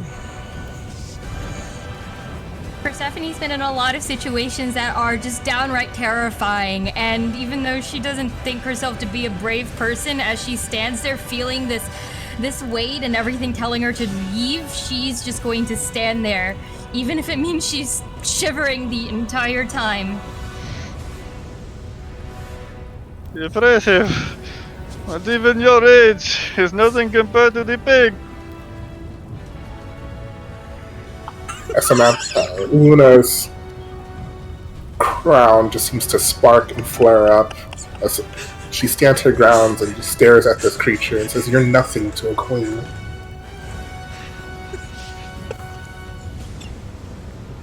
As this energy pulses throughout you, able to barely withstand it, as this presence of fear it tries to exert on you. All of you, some of you strongly, some of you barely able to hold yourselves together.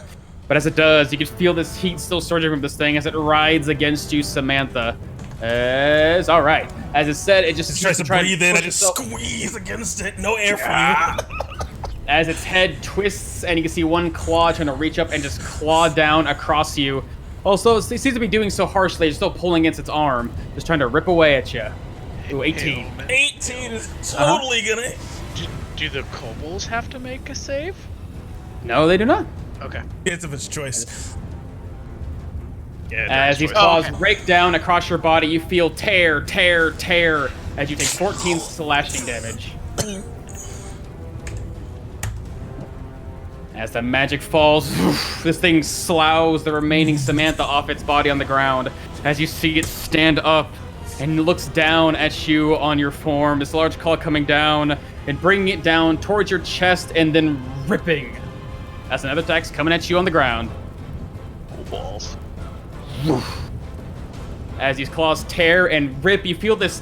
Well, I guess you don't feel it. You guys see it as Samantha's currently unconscious. This rip, as it seems like from around her neck and torn from her person, now cupped within its claw, is this dangling little amulet.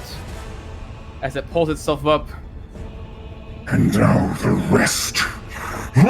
as he turns to try and bite at you, Obsidious. Or at Tamarcon. No, he Bites gets attack himself. himself! What? He flinched! He hurts. He Yeah, hurts. he- Oh, but you're not supposed to Confusion. tell them! As he tries to bite at you, Tamarkan. As I'm He assuming you're bites still out, I dodging. just raise the bar up as he just bites down on the bar on my face as I just twist it with my giant size, my brute strength, as I just twist his mouth away and dodge out of the way of the rest. And as he stands there, you can see him like trying to pull his wings up and begins to pull himself up into the air, flapping up, trying to get about 15 feet in the air. And for the record, that's a crit for 2 death saving throw failures, correct? All right. Yes, sir. As he tries to pull away. How far away? Because he's going 15 feet up. He's going up in the air. Not quite far enough away, but I will just kick out onto his chest, just trying to crunch into his chest. Just an unarmed strike, as he doesn't actually leave the distance of my. All right. 19 to hit. Ooh, as that kick comes flying up towards you, you can see it actually clacks into his chest, but it hits the flat plate of one of the obsidian scales. It seems to actually shatter the scale and fall off the ground below him, but not enough to stop him. Now you flee. Where do you think you're going? As he begins to make his way back towards what looks to be the treasure mound. Before landing, actually 15 feet up there. He only makes it about here before landing on the ground. Looking up at you, cool Lord.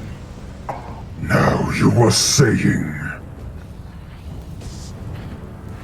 As with wings beating, you can see his eyes turn to and fro across the room, seeing kobolds fallen, his looking across his body, squeezed and broken, scales shattered across his form.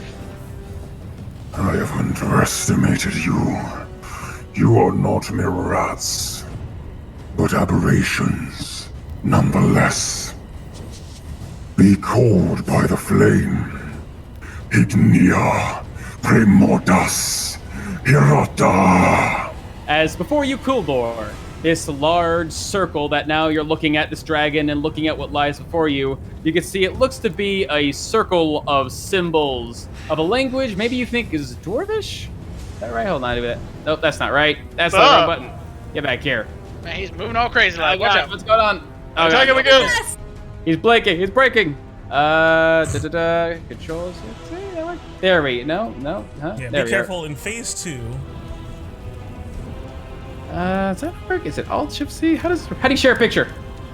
You did it. He shared it. Okay, got make it. sure. I can't see it. Okay, I didn't see it. Okay, so you see this large, it looks like it formed of carved and ripped obsidian with like a circle of red glowing light in the middle. At the center of which, strangely enough, is this like where the light would glow and fill this like round divot in the middle. There's instead like just a small like hole, like a black empty sphere surrounded by a ring of light. And as he calls out these words, which you Persephone would understand to be words saying, "Flames, conjure their voices, grant them life, grant them strength, your strength."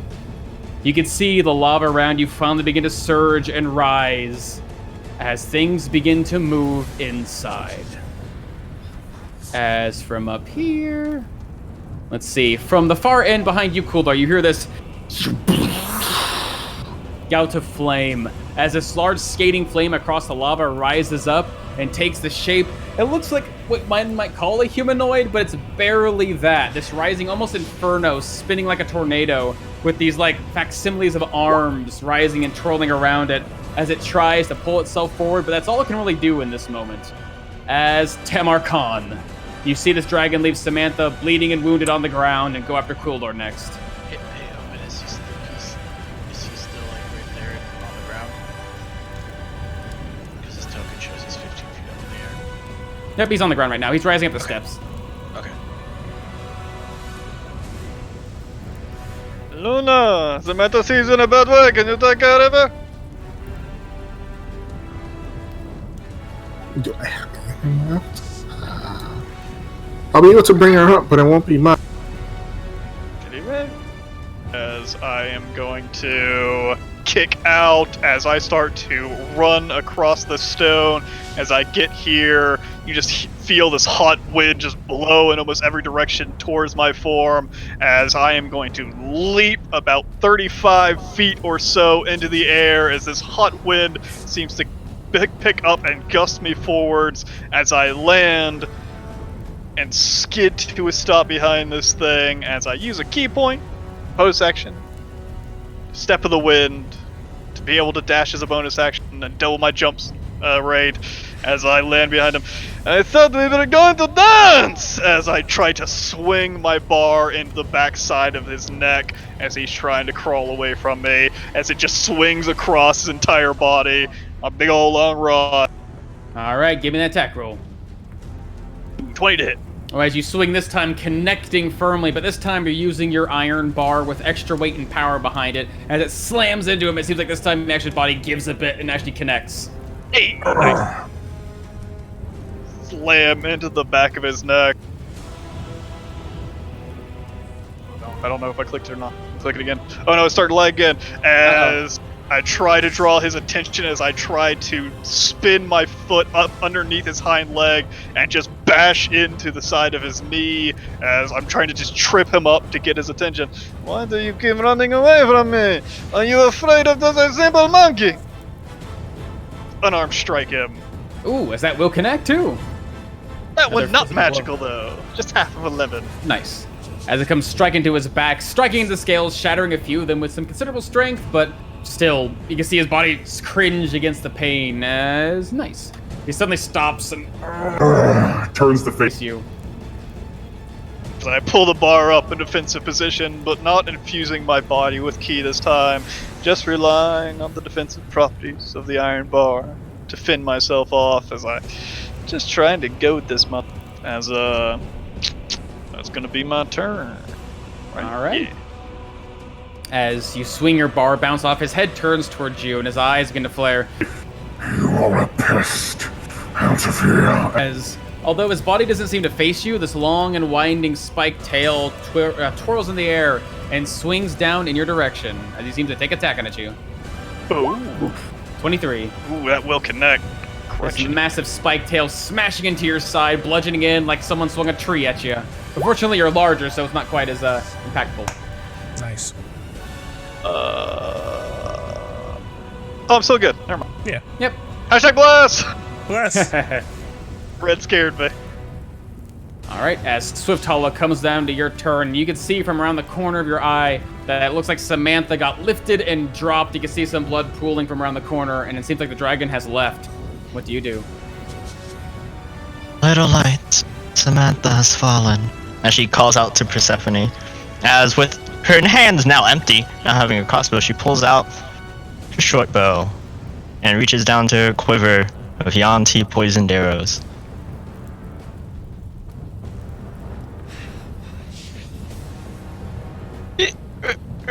Oh gosh, how much did I move? 29 feet. At 29, 10 more. Yep. With Hollow hopefully taking advantage. I guess they're not really hidden, but maybe? It seems Do I like have once you advantage? step outside, you can see this light suddenly shining. His head's already turned towards Tamarkan. He seems to be aware of you now. Well, quite hidden before, but unfortunately, his senses are quite sharp. You look at your spell. With Hollow not having the advantage of being hidden, but still tries to take the shot. Wow. 20. Ooh, as that bolt goes flying. Ooh, ooh, as that will just barely connect. As that will, oh shit, that's a lot of damage. As this bolt comes flying towards him, it seems like the bolt just barely connects, getting through one of the scales, but immediately after it hits, its body suddenly surges and he grits his teeth in pain, as it seems like the poison on it has taken considerable effect as well as that sneak attack. Holy moly. Is that a magic short bow though? Feels good being a... Oh, are you calculating stuff, Melanie? Yeah. I was going to drag her to the alcove and then you could like... You know, Please, you yes. could, like run. Keep Yeah, going. there you Keep doing what you're Alpha doing. 29. So Thalo will use her bonus action to dash, and then sort of grab the back. I'm guessing Samantha's on, just like lying on her back, basically grab the back of her armor. It is not yet your time. She pulls it back. She's not dead yet. She is unconscious. Yeah, so, Oh, oh wait, okay. the person. Yeah, Oh, take you're it back. right. Ugh, I tried. You could have got your spell off.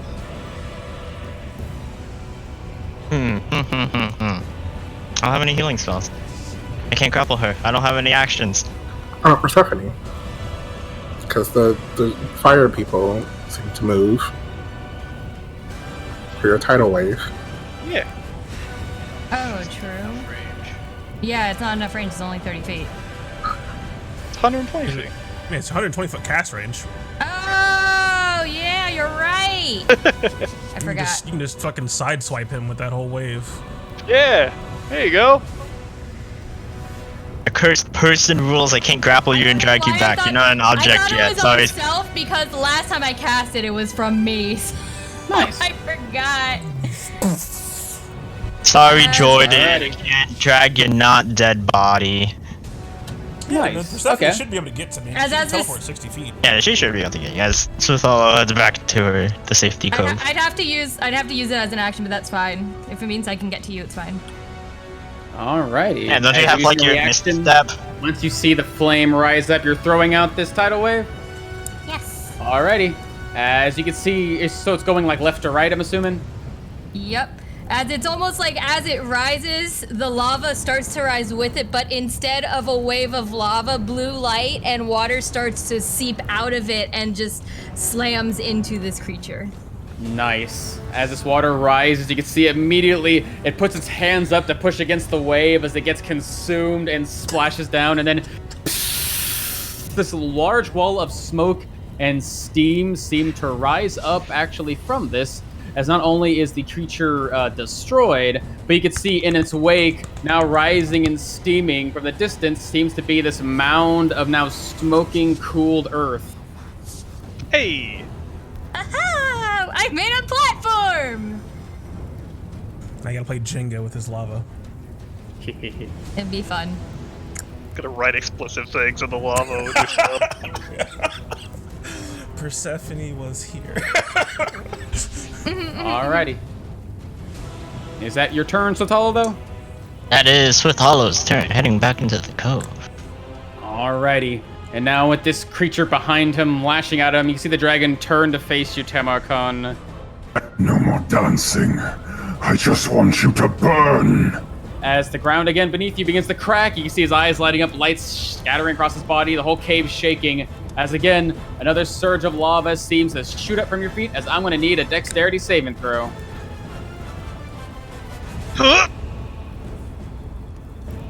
Hey. Oh, nice. As suddenly the spray of lava comes up around you. Fortunately, large size able to step up and around it, but still take some damage. As you take, you'll take 4 fire damage. Yeah, but I am such a good dancer, can you not see? Okay.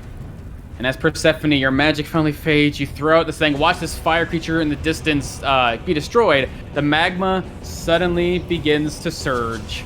As you can see what looks to be these blackened skeletons rise up out of the lava. You recognize them immediately as being horribly singed, like skeletons of kobolds, with like black magma caked on their bodies. And as they sort of twist, it looks like the lava will be starting to pour off of them. They instead do the opposite. They actually pour up along them, sort of covering and I guess there's no good word, fleshing their bones with what looks like a thin caking of lava, until finally, as it comes up around their skull and fills the sockets, 2 small embers fill the eyes and fire dances along the body as these strange lava-coated creatures pull themselves up. Their mouths open, the soft crackle of a fire can be heard. Burn it all. As these creatures begin to pull themselves out of the lava in front of you. Oh, that's genius. Mwah, mwah, chef kiss. So good. Well, they're adorable. As even next to you, Tamarkan, having pulled themselves out for quite some time, you can see Fire's alive. about 6 of them rising out of the ground, but next to you, you just see a couple of skeletons float up, as it seems like they had been struck by some magic.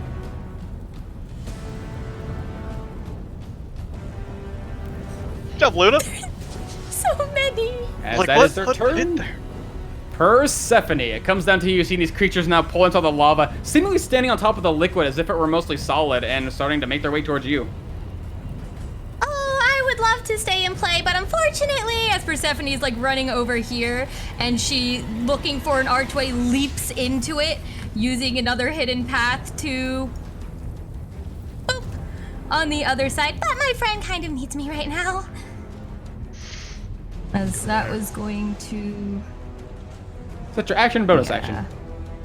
Oh crap, that's my forgot that works. bonus action. So no, that's not what I wanted to do. I got them all mixed up. So I'm actually going to move, and I want to jump over this piece of lava and get about as far as here. So I can use... Can I use my Misty Step as an action? Can I cast As a bonus action, unfortunately. This is what makes it difficult. Because all my healy stuff... My hidden pass, if it's on myself, is a bonus action. You don't have cure wounds? It was No. touch you. Yeah, I'd have to touch you. So I You have can get to long... me physically. So if I use my hidden pass bonus action, can I healing word as an action? Bonus action. Bonus action spells are bonus action. Right. Okay. How far is your... I mean, you can just step forward and see me on the ground. If you're just going to healing word, you can just healing word me. How far is the range on healing word? 60. 60? 60. Okay. Do you have a potion? Yeah, you know what? It's probably gonna have to be that. Your fairies are also like 60 feet, right? Yeah, but it's bonus action. Yeah, like you could do it right my fairy. from where you are. But can she But I can't see her. Yeah. I can't see her. There's a wall in the way. There's a wall in the way. I can't see her. You could use your bonus action to teleport, do your thing, run up to her, and then use an action to feed her a potion. Yeah, I think that's probably the best course of action. I think I'm going to use my bonus action to hidden paths over this way. Step into the doorway.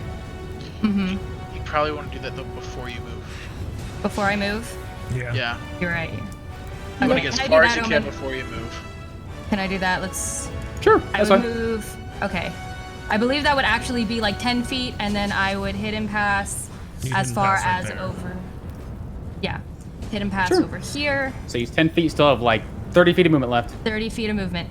So then I quickly go to Samantha and I pull out a potion. I have a greater healing potion that I am going to use on Samantha. Alrighty. Pouring it down her throat. Looks like her body's been scarred from head to basically the middle of her chest with these long, cutting claws of the dragon. Ooh. Plus 4. That's gonna be 15 hit points. As those wounds begin to close and you're back to life, Samantha. You're the last person I would think will put herself in this much danger. Well, I did end up quite alone. Where were you? As the Persephone like points at the fire kobolds now on the magma, Trying to prevent that. that's gonna be my turn.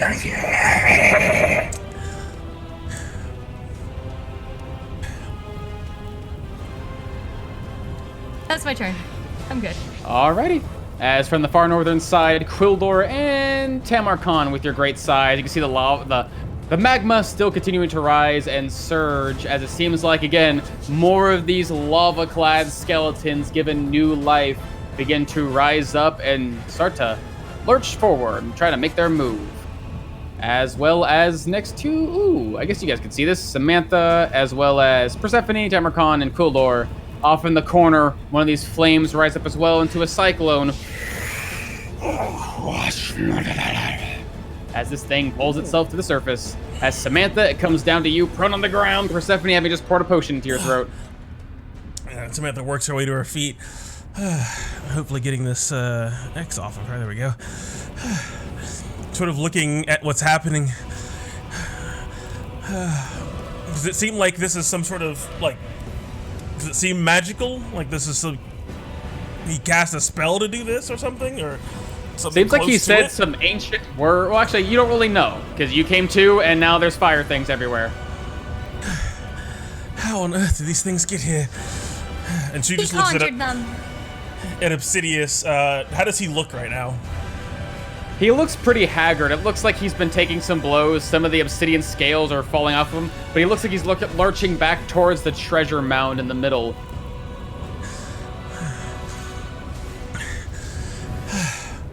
All right, I'm back on my feet. Let's put him off of his. As Samantha's just gonna pull up her scepter, cross it behind with her wand. Oh, I certainly hope this works. And she is just going to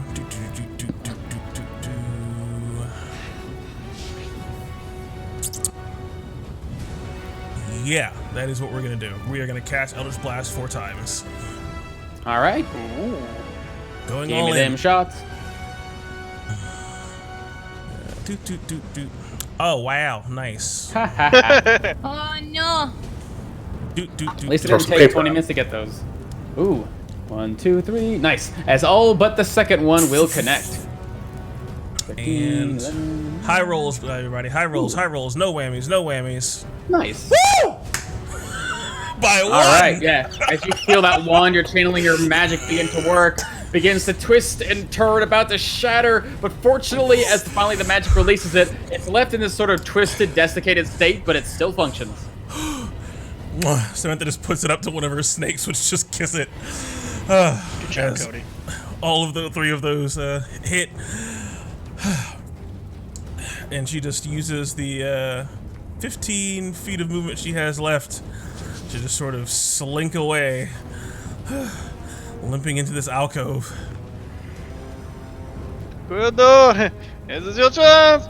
As Tamarkon, another tail comes swinging at. Actually, no. As he turns toward facing you, Alive again. as his wings suddenly beat harshly down around you. As I'm going to need a strength saving throw. Actually, dexterity saving throw, rather. Dexterity saving throw. 16. All right. Ooh, is that right? Ooh, that is right. Holy moly, mama.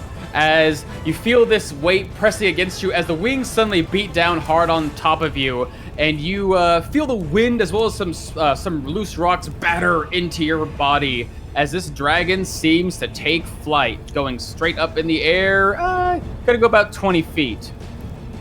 Without seeming to engage your weapon, but as a result, the wind and battering your body, not quite quick enough, sudden force, as if you're trying to overcome the strength of this dragon, batters into you as you will take only 9 bludgeoning damage, but you are knocked prone. I start falling back into this pool of lava as I just stick the bar onto the ground as I'm just doing the Michael Jackson dip.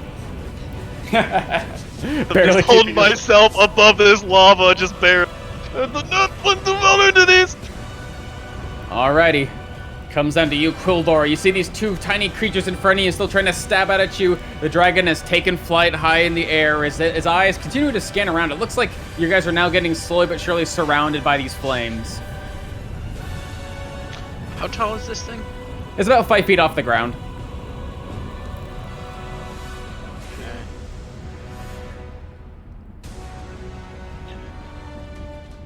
Now, Omen, Mm-hmm. can I run on top of this, right?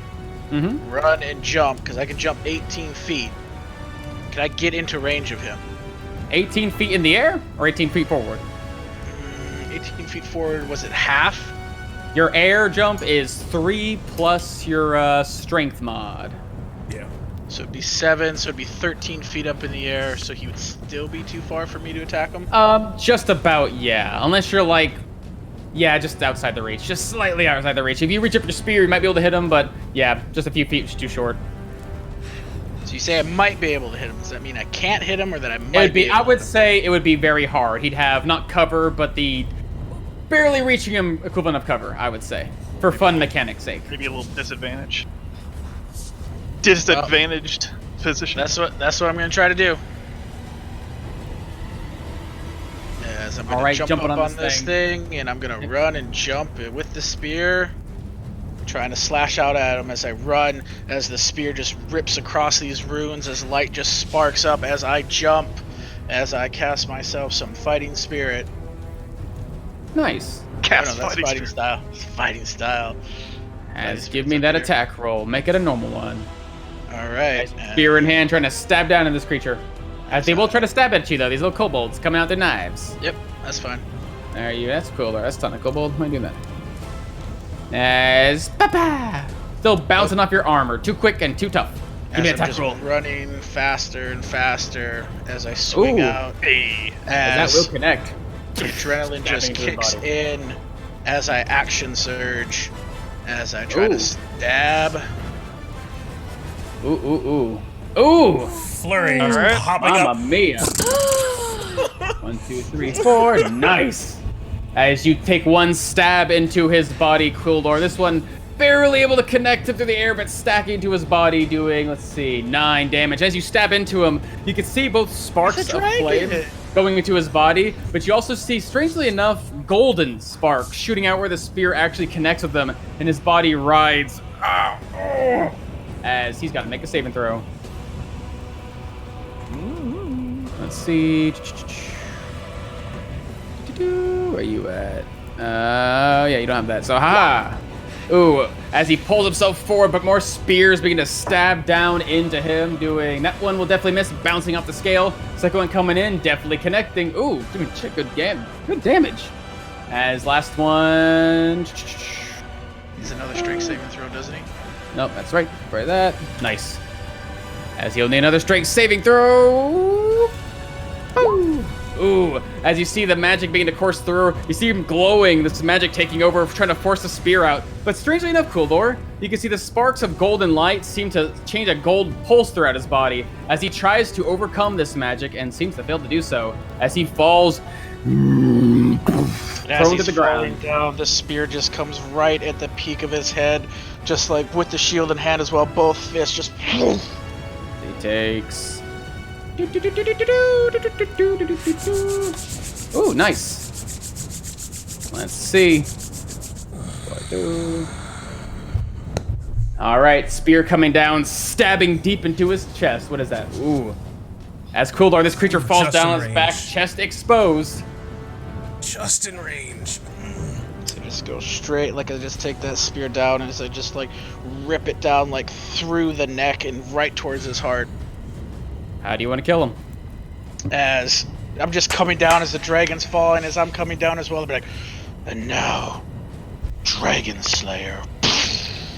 As the spear just goes, just this light just explodes outward as it just digs into him, as my body just breaks against him as well, as it just hits the ground. We both hit the ground, just as he just falls by the spear's hand. You can see this thing Now, falling on his Kuldor, back. Dragon Slayer. Spear stabbed in the middle of his chest, spray of golden light surrounding him as this creature rides on the ground, trying to lift up his hands, but it seems like the strength falls. What is this power? This is. As a gout of flame spills out of his mouth and then spills out of the wound around you, Coolor, but the spear seems to keep it at bay as he hits the ground hard and goes still. But all around you, the flames still linger. And this time, as his body hits the ground, it seems as if, well, strangely enough, they grow wilder. And before you, Quildor, you can see this massive rune on the ground, this writhing symbol of power that seems to be burning with like the light of fire, seems to be rising and glowing and falling as if it were a flame itself. And then all the flaming creatures around you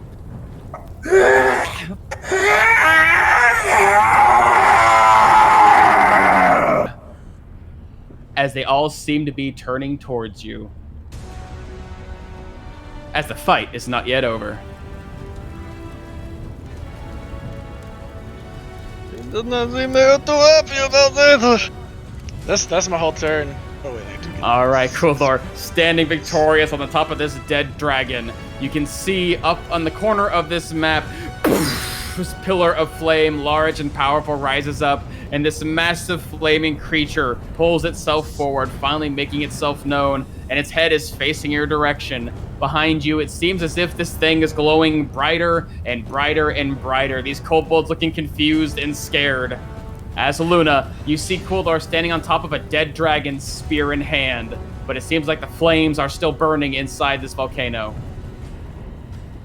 That's lovely. Well, at least the dragon's dead for now. Luna's going to run up next to Persephone.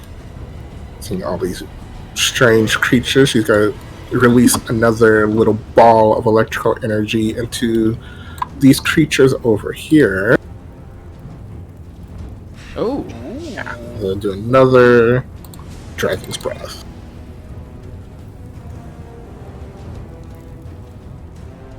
Give me a damage roll as these tiny creatures are still pulling themselves out of the ground. Ooh, let's see.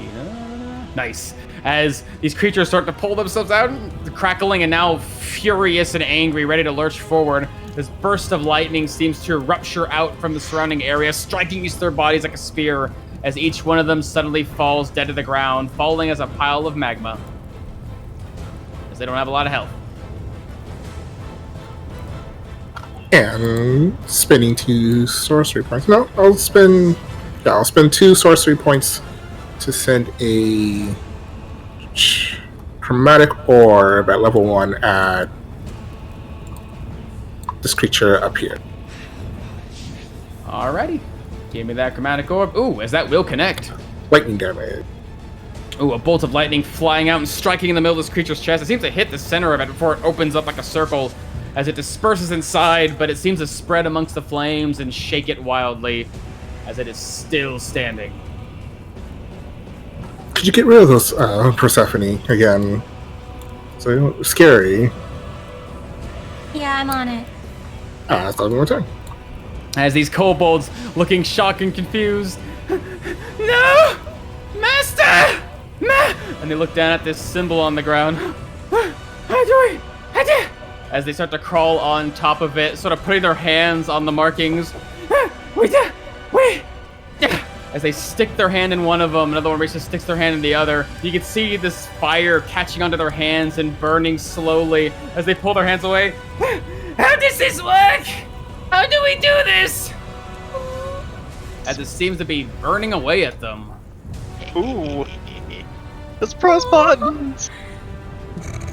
As this creature lays dead before you, slumped upon the ground. As Tamarkan, you stand before a dead dragon. Stand on top of it. So I'm just bent over backwards over this pool of lava as the rod is stuck into lava itself and just slowly sinking. I'm just going to pull myself upwards, doing a handstand onto the rod, and then hopping my way, pulling the rod along with me as I land here, pulling the rod out of the lava and just spraying this gout of lava off in one side, just shaking it off the staff as I wheel it around with one hand, making sure not to grasp onto the lava side of it, to swing out at this creature on the far side.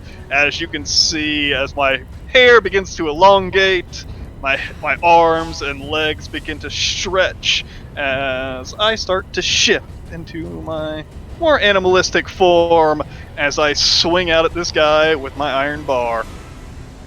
Nice. Let's give me that attack roll. 16?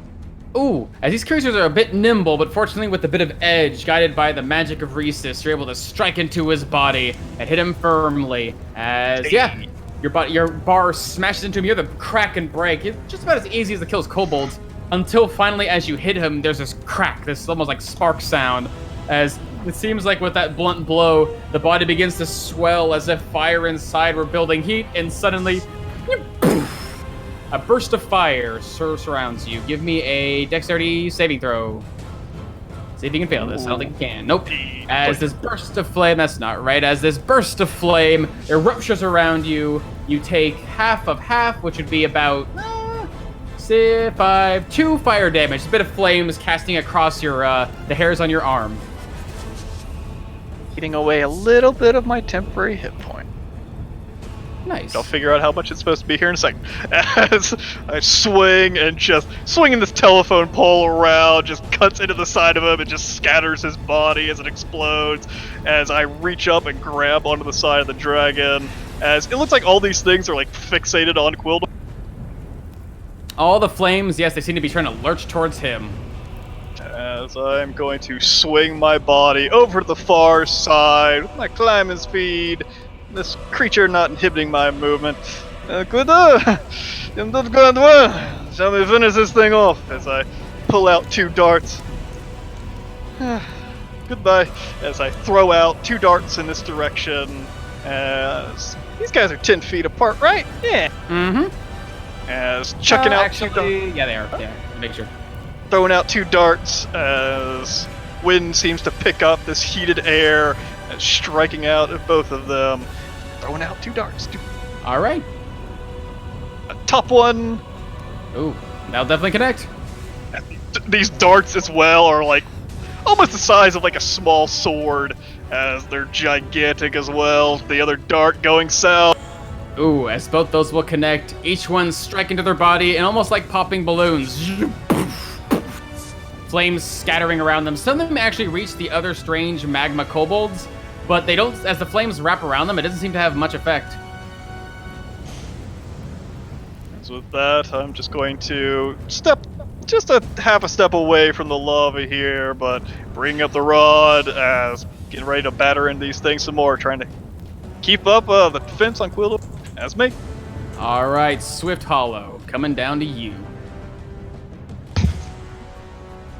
Did he roar a mighty dragon roar as he died? Oh, he certainly did, and you heard a loud, thunderous boom as if something heavy hit the ground. Swift Hollow peeks over on the other side. Sees that, in fact, dragon has fallen. But now, oh god, what the fuck are those things? As Swift Hollow dropping her short bow as she moves up and re-equips something more familiar, her crossbow. Lines it up. No advantage, but yes. Maybe these things are weak enough. Ah. Wow. Ooh. As that will connect. Which one are you shooting at? This one, directly in Nice. front of Bolt me. goes flying. Actually goes straight through this creature's body as if you were shooting through sort of like this liquid earth. And as it does, it creates this spark inside that causes him to swell up and then shoot. Seems to explode. Back. And back.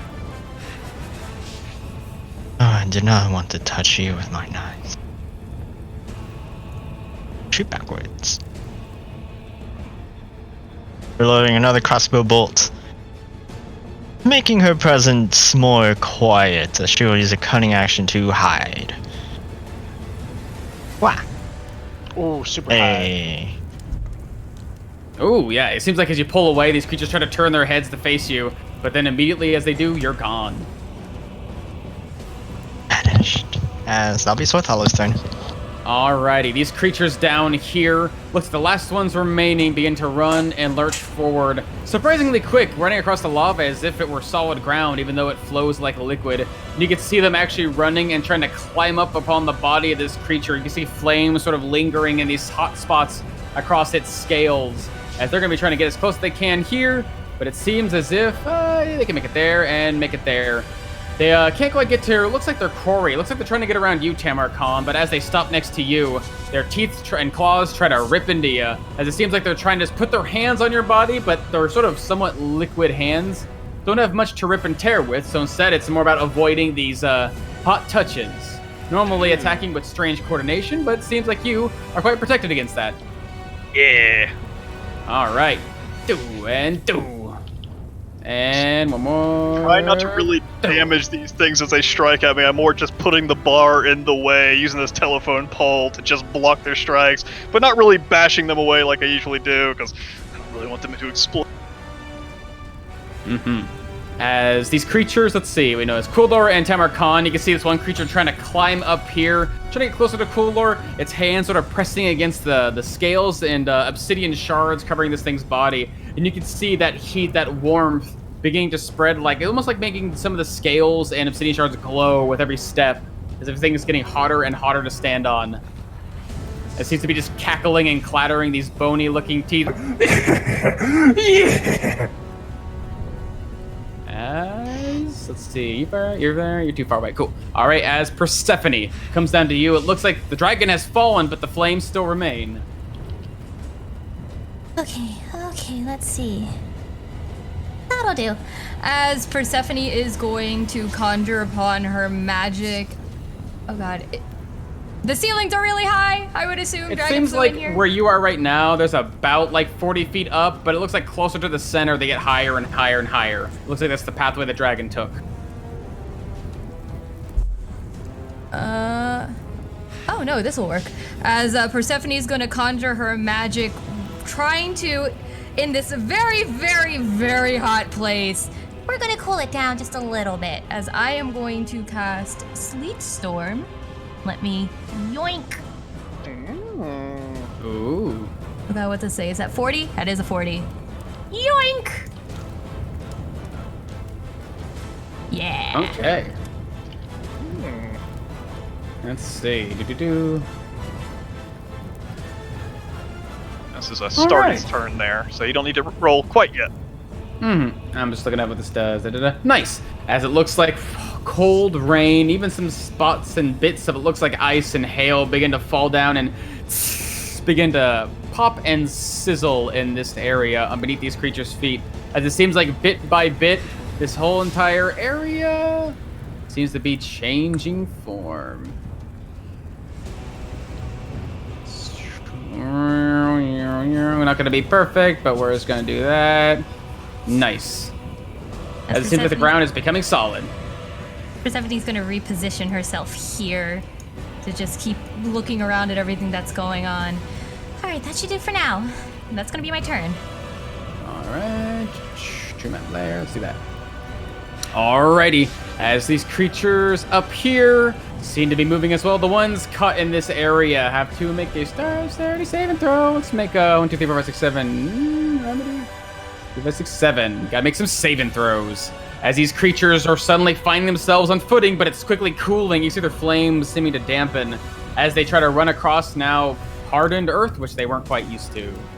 1, 2, 3, 4, 5, 6, 7. As all of them but one seem to simply fall on the ground. Bat, bat, bat, Two of them make it. bat. Yeah, the 18 makes it too. Oh, nice. Bet you can make it then. As these creatures try to get back on their feet slowly but surely, it seems like the other ones are already dead ahead, trying to race closer to where it looks like the dragon fell. As it's difficult terrain. Is it difficult terrain? Oh, it's heavily obscured. Making it difficult terrain. Around the areas covered. As they're just trying to rush forward blindly as best they can, making about here. Empty movement. After movement, they can make it there. Tries to make it up to here, make it on the hardened ground. That's about as far as they can do. These ones basically take all their movement to get up, and then they can actually twice as much. So they make 15, so they can go like 5, 10. No. They need 20 or 10. So it's big enough to basically make up on their feet and start to lurch forward. But they all seem to be moving with one another, trying to get closer and closer towards their goal. Although they can't quite see through. This creature down here, got to make his save. Actually, you don't need to make a save. You can see his body steaming, releasing bits of smoke and steam as the thing falls across his body. But it just only seems to let's see. How much would that be? It's hard to say. We'll do this. 1, 2, 3, falling continuously. We'll do 10 times 4. That is Freezing rain. Yeah. Down the rain. We'll do. 1, 2, 4, 4, 4, 4. We'll do this. We'll say every round it's in here, it's gonna take 1 for every gallon. That's a lot of rain. We'll say it takes 4 damage as soon as this starts its turn in here. Hey. All right, that's their turn. This creature here, you can see steam pouring across its body as it seems to be trying to pull itself out of here. bit slow at first.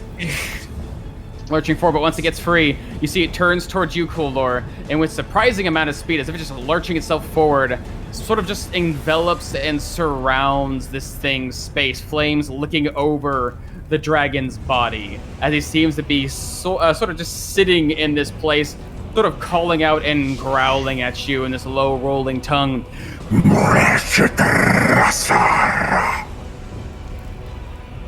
As that's all he can do. I'm pretty sure he's saying, "Hey, buddy, let's have a hug." As Samantha, you see these flames cascading and surrounding this dead dragon, getting closer and closer to your Alex. These guys move here too. These guys run. They run so freaking fast. Oh, they run so freaking fast. Jumping over treasure. Melting some of the treasure. That's okay though. Dragon's not gonna mind. Jesus. Jerks. Little fucking gremlins. Yeah. Next about here. You Make make it sure they about... do not explode in the money. And oh, look at that. Perfect. And as they're moving as Samantha, it seems like all these creatures are running as fast as they can towards the center of this map. What do you do?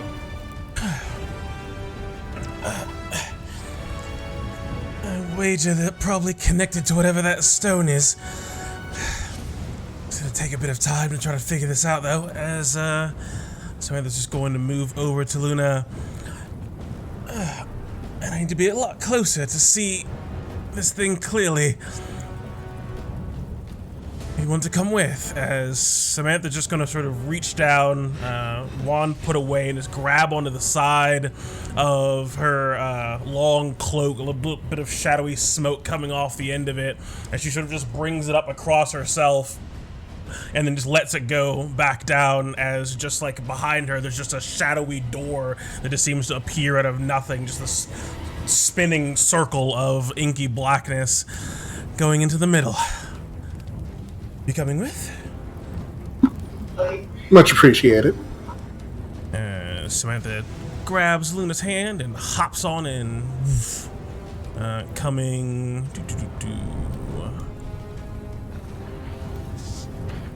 Probably diagonal. So. Like here, and Luna, one of the 5-foot adjacent spots. Sure. Landing next, right in front of this area, seeing these two kobolds, like, doing their best to sort of handle these strange ruins on top of this, like, large slab of sorts. Yeah, Samantha immediately goes into just command mode. You two, I'm your master now. Get your hands off of that thing and fight that thing behind you. Just trying to command them. But that's not really where the majority of her attention is. She's trying to look down at this crazy looking sigiled sequence thing here, and could I like maybe make an Arcana check or something to see what I can glean from it magically? Sure. Roll me an Arcana check just to sort of figure out what you're looking at. Yeah, is it an instantaneous effect or a continuous one, or what do I know? What are the teachings of elements that taught me? Can I and your sort of this quick magic away? glance looking over this large sigil. Again, it's about 5 feet up the ground, so you're sort of looking at it from like just a bit of height over it, but you can still see the symbols. They're glowing and burning quite fiercely, enough that it's actually burning the hands of the kobolds who try to touch it. It's pretty archaic looking, but quite well made. It's this massive mound, like a large pillar of sorts, made out of obsidian that's been carefully carved, both in its shape to be oddly smooth, despite at this distance realizing it's made of many different sort of conglomerated shards of obsidian. But the symbol in the middle is something you actually recognize out of Paracelsus's spellbook, his original notes. The symbol for fire, one of the most ancient alchemical symbols for fire, surrounded by what looks to be circles that look to be conjuration, transmutation, and evocation magic.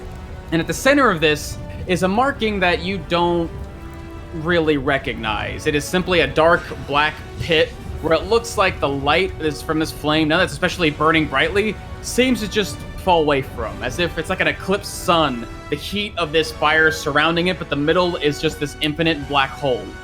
What that means, hard to say. But if you had to glean any function from this, It looks like this probably channels the power of conjuration, transmutation, and evocation magic. Does it seem like it's actively doing that, like constantly? Seems like it is burning bright, which is pretty good indicator that magic is happening. Whatever that magic might be. Alright, I'm gonna try to wrench this magic out of this thing. Feed it to my scepter. Keep me safe, Quildor. She just sort of reaches back behind you and just sort of pats you on the shoulder, tries to reach up towards you, seeing the gigantic dragon behind her. As that is her turn, but she is trying to set up to try to pull this magic out of this thing next turn. Alrighty, as Quildor on top of this dead dragon, you can see flames writhing up its body, as it seems to make the body warmer and warmer. The scales, the obsidian shards begin to glow with heat, as this thing seems to be trying to rise up and approach you on top of it. As I just let go of the spear that's impaled in Obsidius's heart, as I pull out my sword, as I will swing out at this creature twice. All right. Ooh, nice. As that both those swords will connect. Actually, you can see your sword swing through this mass of fire, but as it connects, the sort of soft sparking of white light seems to actually cut through the actual flames itself. As you do some pretty good damage to this guy. Yeah, doing 15 and 19, doing a total of 13 damage. Nice. As you seem to cut away a big, large portion of this fire's body, like basically ripping through one of the arms, it seems to fall away and disperse, now seemingly missing a part of its mass. As I will go and step there, as I will use my bonus action to go into a frontline stance. All right, Sure you check Samantha's. Bring it on. Nice. As Quildor, you pull away, you leave yourself open for a moment, and this thing's hand moves, and you see it actually goes down away from you. As you pull away, its face that was facing you now goes down towards the dragon, and the hands press into the scales. They're trying to revive him. That does not sound good. Is that your turn? Persephone, focus the big ones! Alrighty. As this creature here, unabated, swims its way across the lava as if it's skating, using as much movement as it can, basically reaching itself down here and sort of encapsulating part of you and the dragon, Tamar Khan. Hot. Swing out at him. Aw, shucks. Oh, as you swing away, you can see his body sort of surrounds Tamar Khan, and you're about to hit him, or about to hit the fire, until finally Summit pulls away and reveals, oh shit, you're gonna hit Tamar Khan! So you pull back. Not willing to cut into your ally. As there's great space on the turn. Oh, nice. As it fills your space with fire, Tamar Khan, flames begin to surround you and burn. As the first time it's space turn, creature takes 5d10 fire damage. That's GM layer. As you get surrounded by its fiery form, taking only 1 fire damage, but you do see that the flames start to actually catch on to your hairs. Yeah, it's my elongated hair burning away. I know it'll be fine once I revert back, but it doesn't change the fact that I can barely see because I'm surrounded. I don't know, buddy. I'll get out of here in just a moment. Alrighty, and we come down to you, Luna. Finally landing at this point, Samantha seems to be looking over this massive, strange, magical thing. There is something that catches your eye amidst this sort of mess. Something oddly familiar that sends a feeling through your numb arm. Looking at the center of this pillar is a very familiar looking shape, although this one's not surrounded by shadows, it's surrounded by light and fire. It looks like another small 1-foot diameter pit of blackness in the middle of this large obsidian circle. What do you do? Touch it. Do you really? Got my other hand. Flop my dead arm on top of it. She'll turn to Samantha and say, that thing in the center, it's the same thing that did this to my arm. I don't know what it is, but avoid touching it. As hearing Quildor saying that they're trying to revive the dragon, not quite sure if this will work, but she will turn around to the corpse and her arm will just be enveloped in this dark necrotic energy as she will reach down and grab out the corpse the 2 sorcery points to quicken cast a chill touch. Maybe he can't regain hit point. Ooh, interesting. As your shadowy hand reaches out Clever and catches girl. onto the dragon, you feel this cold chill run down this thing's corpse. Sort of strange. You don't really know if it takes effect, but it seems like the magic has wrapped around it for at least the next few moments. As she will turn around as well and see these creatures surrounding Tamarkan, and she's just gonna blow those up. Good luck, Tamarkan. You should live. Alrighty, give me that damage roll. As you're sending another ball of lightning towards him. Yeah. Where was I? You were right there. Okay, where are you throwing that thing? Right there. Avoiding Tamarkan. Ooh, holy mama. That's the spicy meatball. As, another, again, these spears of them lightning seeds. seeming to rip out through this place, spearing through every single one of these kobolds and tearing them to pieces. But they do, unfortunately, as well, let out an explosion, not of a lightning magic, but of that of fire. As 1, 2, 3 explosions need 3 dex saves. Tamarkan.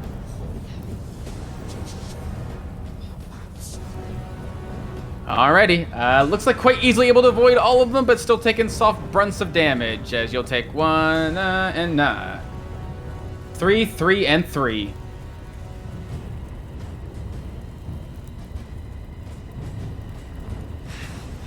At 9 simultaneous damage or 3 instances of 3 damage? Instances, 3 different instances. Or it So I could be take like 3, 1. 3, 3, which reduces to 1, 1, 1. So I take 3 damage. Woo! Slightly burning away my hair, but I'm already on fire. I barely fucking feel. I'm calling on magic at this moment. Are you not coming through? Whatever, not coming through. I'm not? You weren't for a I can hear second you. there. I heard him. Oh. Weird. Alright, as anything else you want to do, Luna? That's my turn. Alright, these kobolds, seeing these creatures approach, immediately turn.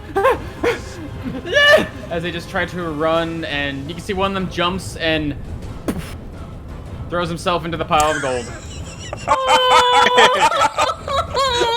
As the other one turns and just tries to make his way through this one, but the hill pile here isn't too great, as he just tries to bury himself as best he can, but that's all he can really do. Just trying to keep himself out of sight. As this dragon here, you can see the fire begin to press into this thing's body. The actual fire form seeping inside, but as it does, steam starts to rise off its form, and it pulls back, and you can see along its fiery form, almost like it was trying to press into something cold, something chilling that prevented it from doing its action. Fucking Luna, 2 for 2 on the clutch plays, Luna. 2 for 2. Luna! Fucking As MVP of the Super Bowl Tamarkan. right here. Let's see, how do you work again? And it's on start your turn too. When you enter the bridge, at the start of each of its turns as well, as you'll take an additional 6 fire damage, divided by 2, 3 fire damage. Takes start of each turn, yeah. Double dips. Hey, there's an example of some that kind of double dips. Yeah. How about Yeah. that? Times 3. Alright. When the creature enters the space? First time it enters the creature space on a turn, that creature takes fighting damage, catches fire. Does double dip. Look at that. Double dip. Still dirty. slowly burning away from my temporary hit points as I call upon just all of this heated air that, since I got onto this mountain, I've been trying to get myself accustomed to it. I've trained in frigid winds, and now I'm training in this as well to make myself aware of the air of this place as it picks up around me and almost creates this defensive bubble as I shove myself out of this creature, key infusing my body, as I am going to use a Step of the Wind to disengage as a bonus action as I basically fly backwards away from this creature. I am pulling out another dart as I am flinging... can I see this guy through this dude? Is he gonna have some cover? Can I just throw it through the bad guy? You basically be thrown through the bad guy, but fortunately, its form isn't solid enough to actually make cover. He's just kind of hard to see, so you can still attack him. Nice, as I just throw myself backwards, them unable to get strikes at me. I throw out 2 darts at these creatures as... Actually, Actually, I'm just gonna throw Damn, the treasure. Fuck. Yeah, throwing 2 darts at these creatures as I get out of range so they can't disrupt my throwing. Yes, pew pew. Closer one first. Nice. All right. As both will connect, 2 darts flying out, striking into these creatures. You can see as they take the blows and eventually erupt and explode, their flames lather out across. It looks like the dragon's body, but again, more steam begins to rise. So I slide across the ground, making my way across here. As the stone underneath my feet starts to break a little bit, I throw out 1 more dart, making sure I'm away from these creatures' explosions. Just at this guy, right at the edge here. Last strike going. Ooh, It would have been a little bit of, yeah. As you're trying to throw, there would have been a little bit of cover if it weren't for you were so tall around this pillar. But as you do, you throw it around. This creature lurches forward. Like its hand sort of lurches forward. You catch it in the hand, but that magma form just seems to slough off in the last moment. Just a bit of a misfortune, keeping you from actually hitting him fully. Persephone, it's all yours! As I'm going to rest of my movement, I am just rounding the outside. Fuck, I actually got a lot of movement here. Yeah, I'm running all the way around here. Get behind these fuckers. Alrighty. That's me. All right, Swift Hollow still sticking around your corner. It sounds like they're trying to bring this dragon back to life or something. What do you do? That doesn't sound right. That doesn't sound good at all. As daring herself get it as close to the lava as she would risk. Go here. So it's the fire bobs that are trying to kill, that are trying to bring back the dragon? It looks like the big mounds of moving fire are trying to go inside of the dragon, but every time they do, there's like steam coming off of it, as if they're trying to move through like a wall of ice. Oh, I see. Okay, when was the earliest I could have seen them? That corner doesn't make sense. They here? So they haven't noticed me? Doesn't seem like it. Seems like they're Still holding fully on to being focused on hidden? getting the Yeah. dragon up. Alright. This will revive the dragon as I will go after the wounded one. To the south. Alrighty. Give me that Yeah. shot. Ooh, as that will connect, your bolt flying. through Oh, the I did air, burn sneak attack. I forgot to click on it. That's okay. Roll those dice, baby. Dragon dodge. As I pick up my handful of d6. Go! As the bolt goes flying through the air, strikes through what would be a critical point on this creature's body, but it seems to pass not harmlessly, but not quite as effectively through her. Its body doesn't seem to react quite as strongly, as it instead takes much less amount of damage, but still sort of we can consider its face sort of lurches in your direction before going back, trying to enter this dragon. Accursed non-magical bolts. As... Tut. Oh, could I make that jump? No, I couldn't. Hollow will use her action to... Sorry, right here. Use her action to dash. Okay. Her way. 20 more feet of movement. Oh, that's weird. There you go. Making her way around. Alrighty. As these creatures are all dead.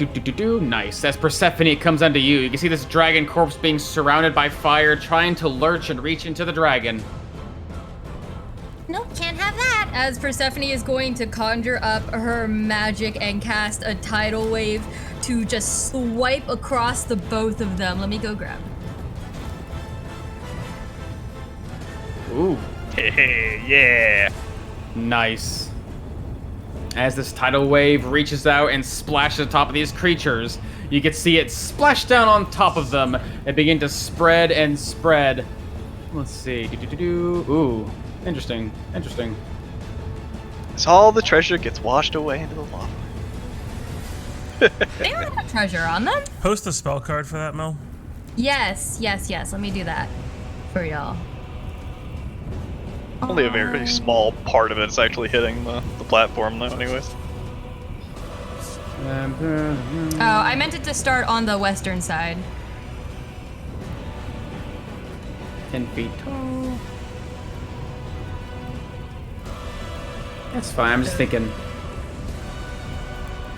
Point on the ground. Is it ground on? No. Okay. Botched arrow. You can do it in the middle of the air. And I'm just, yeah, it makes sense. I'm just thinking, okay, makes sense. As, yeah, this wave of fire, or water rather, coming across the air, smashing into the dragon's body. Fortunately enough, it's enough to actually run into this one elemental whose form is trying to sink in before becomes this steaming mass of water and vapor as it too vanishes. Oh, that's Goldar. Whoa! As you. Goodbye, Quill. As the other creature gets struck into, it seems like it actually takes the lesser buffer of this water, but unfortunately enough, it seems it's just enough to also vanquish it as well as the flames steam away and are extinguished. All I saw was darkness. It was We terrifying. need to put, we'll need to put him back on initiative. Yeah. That's okay. Where'd you roll, Cool? You were a Right after Fuck, I should Samantha, know I think I was 16 because I think I rolled a 14. I used my speedy int, so I was 16.13. 16.13, baby. Ba ba ba Yeah, ba. sounds At about turns 16.13. Let's resort, baby. While we're doing that, Persephone is just going to run hand over her flowers and use my Balm of Summer Court to help revitalize Samantha just a little bit. Just a wee bit. Just a wee bit. Just send you 5. You get 5 fairies. That's not a weird Yeah, thing. just a little bit. Thank you. Just a wee bit. 5 temporary hit And points. you're gonna- 25. Ooh. Yeah, so you're That's going to good. get healed for 20, and you're going to get 5 temporary hit points. Persephone Nice. is going to point out across the lava and look over at Swift Hollow. Try to hit the smaller ones. Any more big ones come up, I can take care of them. That's going to be my turn. Alrighty. As these creatures continue to run, these ones seemingly to get within your range, Coolor. I don't know if you have your thing open or not. I do. I'm gonna swing at him. Alrighty. Ooh. Woo! Just The third for the swinging night. and cutting through his body. Ripping him in half, but as he does, his body seems to let loose an explosion as I'm gonna need a dex save. Color and Samantha, right? So, And Samantha as well, reaching past him and touching you, Samantha. Oh, good. damn it. Seems like you're barely able to avoid it. so I'm gonna take 2 damage. As you'll take half of 5 divided by 2 damage. As the fire just explodes, is this just this etherealness of Quildor, this almost just twinniness of his spirit just encases this fire damage and just pushes it away like a small breeze. Nice. As these creatures continue to try and run forward, let's see, this creature also runs within your grasp. Yeah, both of them get within your grasp. Give me his attack rolls. Ooh, each one cutting through the more explosions of fire, as it seems like each time these flames reach this dragon, more steam begins to rise off of it. Put another X on you. More dex saves. Let's get more. And there goes all my Dex temporary hit explosion. points. Thanks, Dex Persephone. Ichiya will take half of that. 2 more fire damage, Ichiya. I think that was my Here. best balm roll that I've had. And 1 more What? here. Give him Quill. Bop, oh, you bop me do. As again, you're just cutting through these creatures. Every time they get close, they explode and reach out fire, trying to get to this dragon. Use Indomitable, because why not? Yeah. Well, Good feature. That's why. as I'll you take take it. 2 fire damage regardless. This is just all this, just the spirit is just wicking away fire damage after fire damage after fire damage. I still have 2 temporary hit points. Nice. Oh. Alrighty, Temporary as hit all point these first. creatures here. Alright, these creatures Struggle here bus. lurching their way forward. Yeah, make it to here. He has gotta climb. He's gotta go here. Nope, you make it there. Poor Just Bob. lurching their way as best they can, but the magic is too strong, holding them back. Their feet seem to stick to this cool surface as they try to run. Their They all flames. have to make dex saves at the start of their turn. Oh, that's too. right. Ba, ba, ba, Yeah. ba. That's the pain. Is like you end up falling on your ass. Let's see. 1, 2, 3, 4, 5, 6, 7. As they all all of fall them will back. slip and fall and get back onto their feet, barely making any further as they're inching their way forward. This guy should go back. Eh. He's too close to the edge. As that is their turn, Samantha. The flames have subsided on this creature, but more of these things continue to lurch. Yeah, Samantha's just gonna pull herself up, trying to move over and around these like cracking fiery runes, trying not to actually physically touch them, trying to step over and between them up onto this platform. Yep, you can pull yourself up. Again, there's like heat blasting up against you, sort of making the air even hotter and hotter. Yeah, all The my magic scales protecting you, sort of it'd just, be pretty rough. Sort of just elevate on her arms and stuff, trying to ventilate some heat. And she just brings up her scepter. Swallow all of it. And she just tries to call on her magic, call on whatever it is that's in her scepter that wants to chow down on magic and try to wrench this incantation out, or try to put a stop to it at least, using her last spell slot to cast Dispel Magic at 5th level. Alrighty, give me a charisma check. As you feel there is magic resisting you, there's something underlying here, but it is resisting you quite strongly. Bend to my will. Bend to it. As this green jade amulet on her neck just sort of feels her calling on this desire to succeed, as it just cracks and it goes from being gray to black, and she rerolls for a 21. Nice. As it seems like you're beginning to resist, the necklace cracks a bit, the surge of power rushes through, and you can see suddenly the surging flames seem to get subsided as they begin to dull, and then you hear it.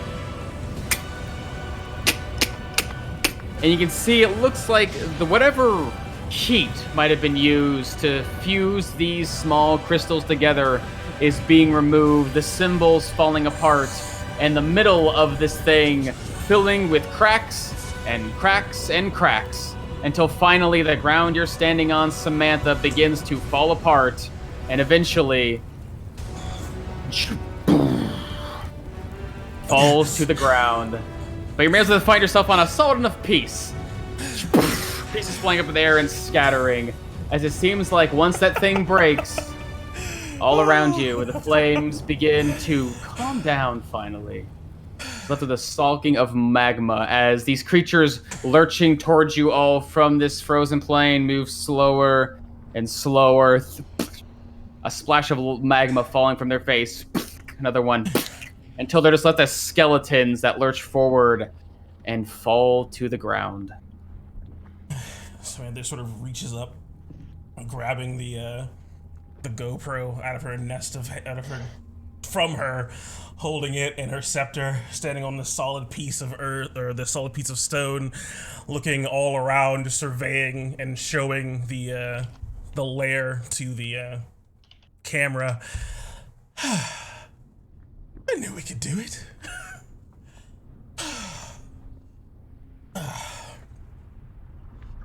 As Luna just kind of runs up to Samantha and just wraps her arms around Samantha and just plants a kiss on her lip.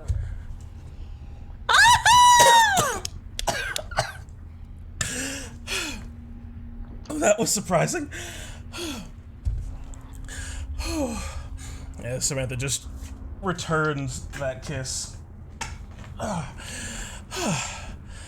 And I'm glad I did not that's lose you. cheating, you magic user.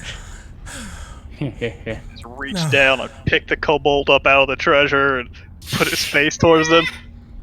I was saying, I do not think anyone should touch this. As she just sort of snaps her fingers, and that gloved butler hand just seems to sort of appear and tries to scoop up this weird sort of black orb. And it's weird, it's gone. Oh! I just try again just for funsies. Alright, let's see. Unless there's some obvious sign that that's a bad idea. Nope, just summoning in. You see this thing sort of shimmer. Yeah. Looking at this thing now, with all of the stone falling away, you expect this orb to fall, but instead, it continues to float about just like over 5 feet in the air, perfectly round, except for maybe the occasional like shimmer in shape. It looks like you're looking at a solid object, but there's no definition. It's just a single black sphere floating in the middle of nothingness. Your magic, as it comes close to it, immediately gets sucked inside, and it looks like it becomes part of it for a moment before just vanishing. And then that connection you have with it is gone. Does it look like any safe way to move it or transport it or anything like that would occur to her for something like this? I mean, it definitely looks like it's magical. Stick it in a snake head? I want to feed it to a snake head, God. You can certainly try. I don't want to lose my scepter and then my character breaks. You can certainly try. Can you figure out what it is, Samantha? It just sucks up magic. It isn't falling. She sort of looks around her feet looking for like a pebble or something, and like that is not obsidian. So I guess it's all obsidian around her. I do not know at the moment. I'll have to think on it. But I do not want to leave this thing here. It seems very dangerous. You said this is I don't what think you there's this. stuck your I don't think hand there's a safe way into, for us to Luna. What about Luna? You said this is what you stuck your hand into, but a different one. Yes, it was similar. It wasn't this. The one in the Shadowfell was surrounded by shadows and darkness. This one isn't. But it's definitely the same thing. I hate to have to rely on them for something like this as the film keeps going. I guess I'll have to consult you all about this. I'm sure 10 super smart wizards or whatever you all are can figure out how to take care of this thing. Might have to leave this to the incantation. Pretty sure there's 8 of those losers. That's right, it's just 10. He always confuses me. We should Quildor! ask him when we get back why it's called One the for Incarnation of each 10, but school. there's only 8 of them. What if they had 10 members at first, but then they lost 2? Very well done, Quildor. Very, very well done. All of you. I think everybody here fought extremely well. Sit here and be a good Yes, boy. well done, Okay. valiant vanguard. Is the lava As seeming to like cool Apollo down at all, gives- God? It doesn't seem like the lava is no longer surging or burning. There's some spots that looks like the lava has become solidified, where Persephone's magic has sort of churned and boiled. But it seems like it's currently still somewhat flowing. It's just no longer like singeing and burning like it was moments ago. It seems to finally calm down a little bit, but still very hot. As I put the kobold down and I just face plant onto the coins. It feels good. Isn't that hotter than the air? I'm just laying in the frozen coins. Oh, are they frozen? It should be. They should be cold because of my my They're sleep. currently steaming. Oh, they were in but the now they're misty kind of like lukewarm. They were in the sleet storm. I'm just leg spread eagle in the coins, my gigantic form just wrapped around the pile. I'm just like poking you with my scepter trying to get you to slide out of the way. Yeah. Just Purse is looking. going Me, to- the coins are fine. Wait, everyone, come. Quildor, What's Persephone. hollow? Everyone gets on the coins. And she conjures forth another mage no. hand. Oh, and no! has it hold on to the camera as we take just a group panoramic shot with us on top of the horde with the dragon corpse in the background. You know, we put up gang signs, obviously. Thank you. Oh, that's weird. Swithallow's back is to the entire party, like she's Oh, looking no, yeah, around the pile. No, it's 360, Valiant Vanguard. Swithor. Yeah, oh, yeah. Valiant oh, Vanguard. yeah. Oh. Valiant Vanguard. Yeah, you're right. Oh, you guys are dirty. I don't like this game anymore, but Oh, I love you, John. I love you. Two V's. Double V's! as Double Swift V's! Hollow, you're like digging through the gold. It looks like. Yeah, or at least her perceptive eyes are looking for something specific. Oh yeah, well. Although just- she's acutely aware that the orb is also running. I mean, yeah. As soon as you put your hands in the gold and start to part them, you see this tiny little red face looking up at you, as if it's trying to hide. As you see a kobold buried in the coins. As sink in from her wrist, a blade just comes out and stabs it in his head. Did it make a sound? Oh. Liftala, what was that? Swithhollow brings her right hand and then to the bottom part of her left arm. Still sort of, her body still sort of concealing it from everyone else. Like her, she has her back to the party, as she just brings her arm and uses an action. Just a straggler. Well, Persephone, is there any way to cool this lava more, or we Yep, can't be down here for much longer? No. But the potions should still work for a little bit. Let me see something. I stored some magic in my stone last night, maybe? As I am going to unfasten my holster, and a purple gem is just going to float up from my belt and just start circling my head as it glows, and I cast, where are you? Create and destroy water. At 3rd level. Okay. To make it rain. All right, give me that big old square. Big old square. What does it say? 20 by 20? I think it's 10 extra feet for every level higher. I think it's just 10 extra gallons. I think it's size 2. Hey. Okay, Yeah, so just that would Use be... my 5 feet. 5 extra 5 feet. Yeah. There you go. Oh, then it wouldn't be that big if it's an extra 5 feet. Okay, so Extra 5 feet 30 per- foot cube. 30-foot cube. Sure. Rain. As rain begins to spill down upon this area. Let's see, I'll do this so it's easier. Ba-ba-ba. Oh no, now you're just making it humid. Alright. Welcome to Florida. Well, I hope you Welcome to all like Florida. the results. As I don't want to. this is the Valiant Vanguard signing off. As that is the end, hopefully the end of the recording is my intention at this point. Oh yeah, it seems like it was getting pretty close, but by now you maybe have like a few seconds left if you had anything else to say before if you close it. Seems like it would be the end of its like magic. and subscribe, and yeah, and just Check- put it in the bag of holding. Smash that notification button. Check out my Hit that bell. OnlyFans. Whoa, As whoa. Swift Hollow hearing that, Whoa. she brings her pack around and pulls out her black box and searches for the pearl.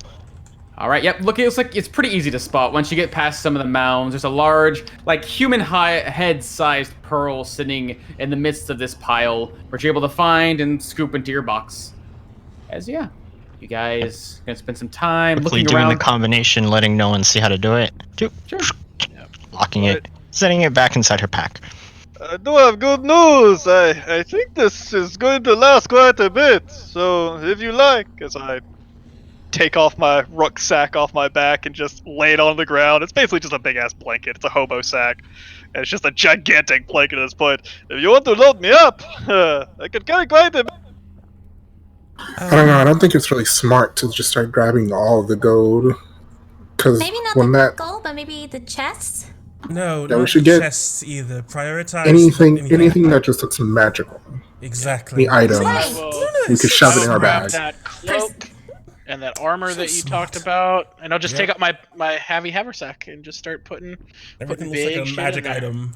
Yep, Prioritize everything magic looks items. magical. Sure. And anything Or just that looks items, like it's a, just like- yeah, anything looks like a crazy item. Like there's just a massive diamond, just that. Like, Sure. Again, Yeah, it's Percy's gonna prioritize gemstones.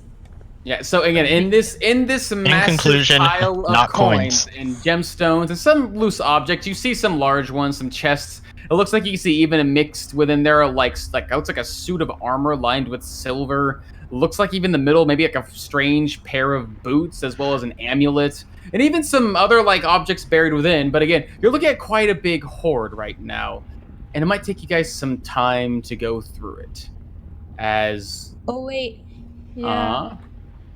I was gonna say, I once you get I think like Persephone would be wise enough to warn about that. you can find some things right off the top, but going through digging for the special things, it's gonna take a little bit of time, maybe about 10 minutes or so. As is there anything else you guys are gonna be doing? That'll be fine. Okay. yeah, As- I just wanted to climb on top of this guy and look for that amulet. Yep, you can see sort of clutched held in one of his claws, sort of pressed against his body, and now seared black with soot. Yeah, looks like although you dusted off, still shining pristinely, though the magic is now faded. It's mine.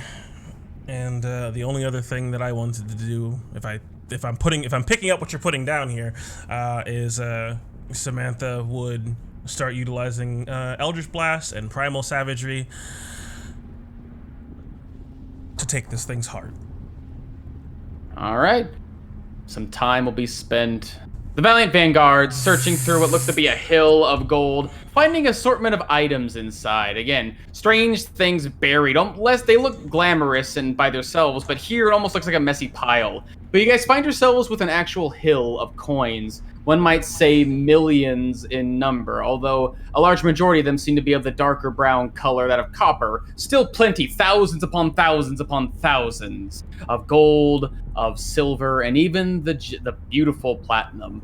As Samantha's claws rain down into the chest of this thing, tearing through scale and obsidian apart, and eventually pulling apart this large heart, similar to the one you saw before, from the center of that caster, a massive mound, no longer beating, but dark black in color, charred with almost looks like there's like small red scales actually clinging to the material itself, as well as shards of obsidian. As that is where we will end tonight's session, but it is not without something gay. You see, slaying a dragon in the world of Hearth is a task that very few creatures have the luxury of claiming as their own. It is a challenge not just to overcome on a physical level, but on a mental level. You must fight off fear, fight off their own innate magic that shapes the world around them. And in doing so, you find yourselves gaining something. The blessing of a Titan, as each of you gains an ability score increase of your choice. Oh shit! Heyo. Oh my god! Oh shit. Can we As go over always, 20? the most important question, can it be spent on a feat? Unfortunately, yes it can. Oh, I love you! I love you, Omen! I love you! As the world has been shaken, as a dragon has fallen, and six dragon slayers have risen in its path, and the world will feel that tremor in the time to come, as the Valiant Vanguard have made their impact on the world. What impact that will be and how shall the world receive it? You might have to find out on the next episode of Song of Rapture. Oh boy.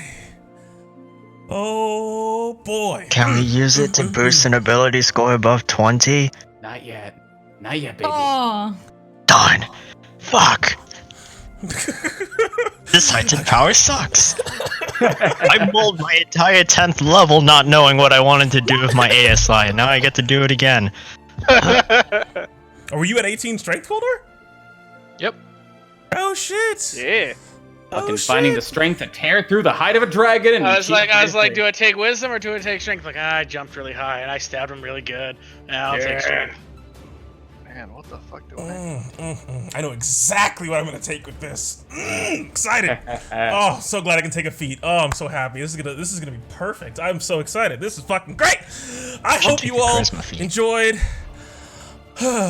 enjoyed Song of Rapture. It was outstanding playing it, being here, killing things, fighting this dragon, getting to use Dispel Magic. I was going to be heartbroken if it was just like, no, it doesn't work, but it worked. Oh, Quildor taking down the dragon with that fucking action surge. I love you. Getting your plot crit. Oh, it's so good.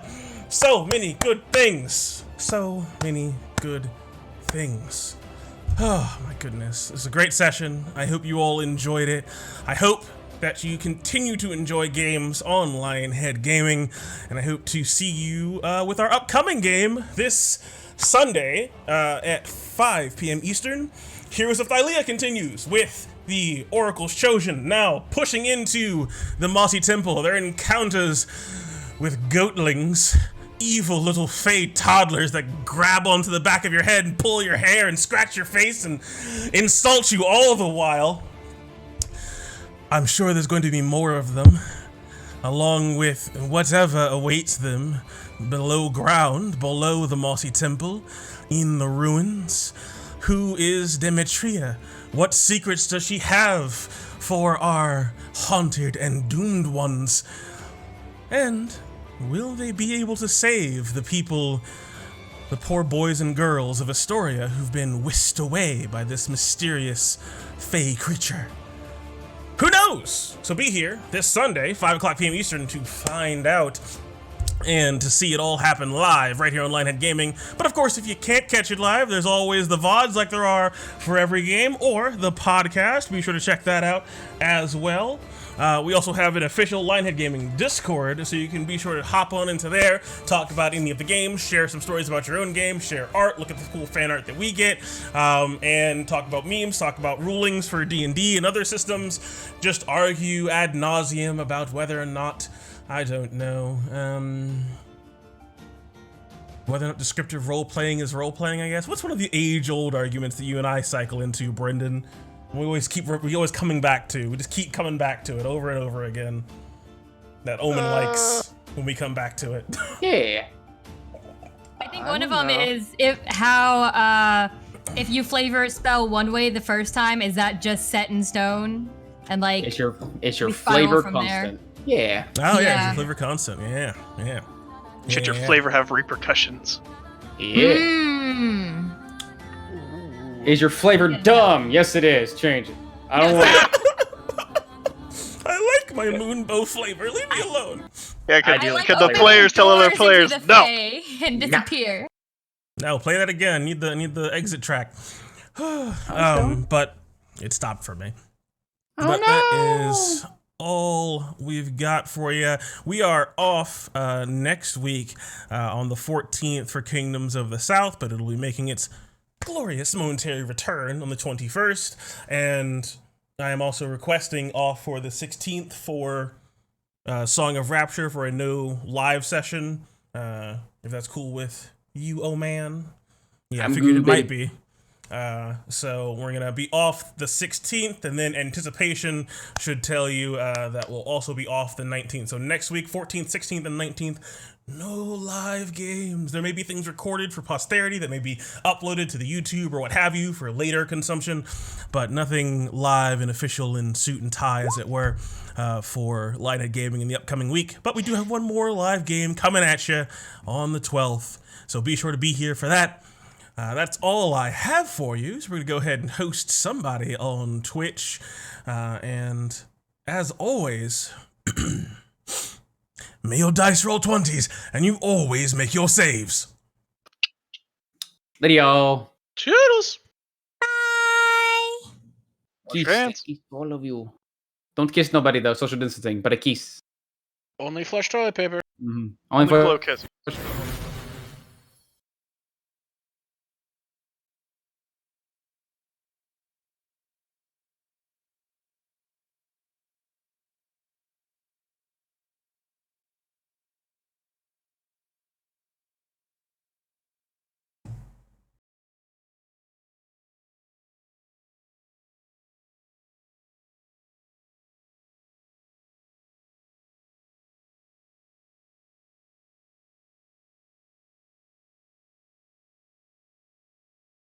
Hello?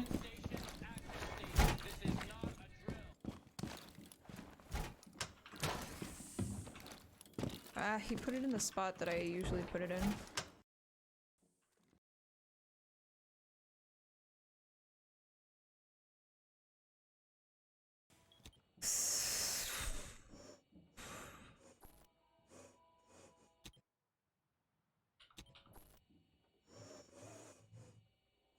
Mostly the default games.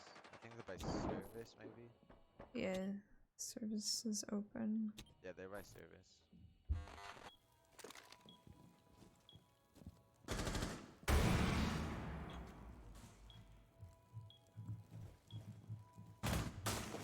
Someone's above as well. Sledge. There's a master.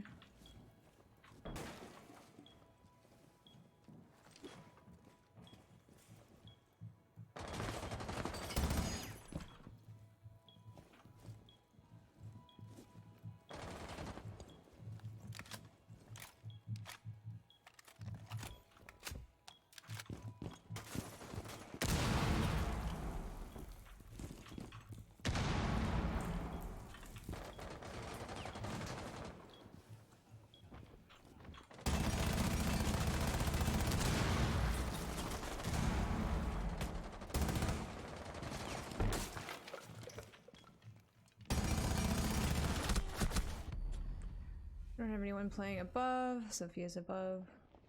With Sledge. Ash is in 90 outside of courtyard. Close to the blue bar door. Hash coming in kitchen, A side.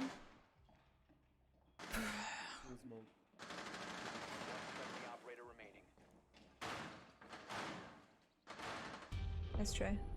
Mission failed. All friendly. Lion, thank you so much for the raid. Hello. How was D&D tonight?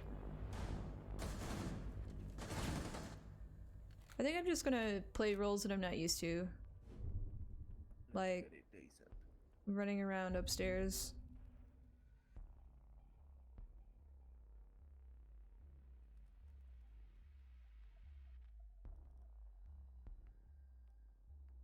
I don't like penthouse either. Try hookah.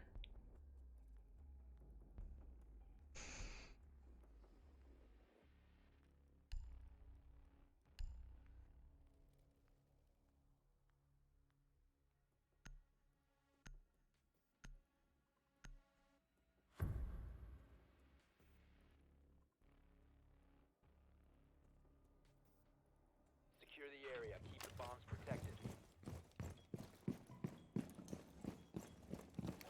I deployed.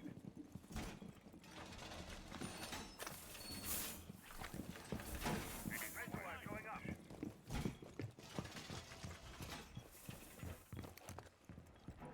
You can stop worrying about grenades now. I'm trying. Stay clear of ADS line of fire.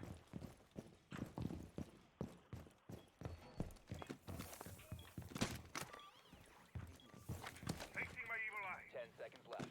5 seconds left. Increase surveillance on bomb. Op 4 has it.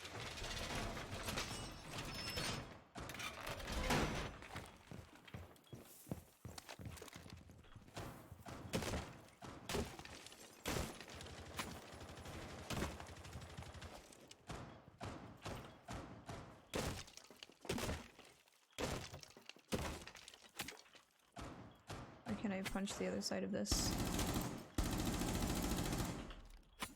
Okay.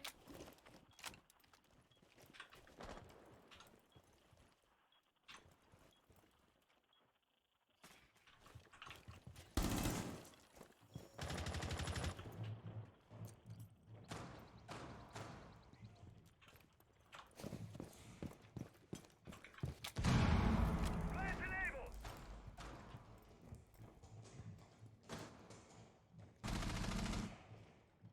Spawn on the roof. Loading new mag.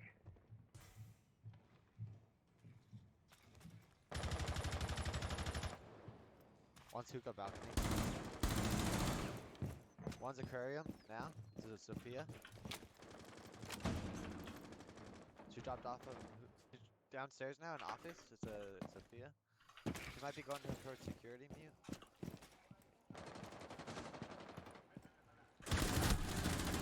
Soph.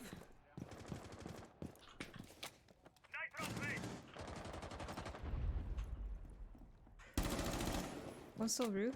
West side.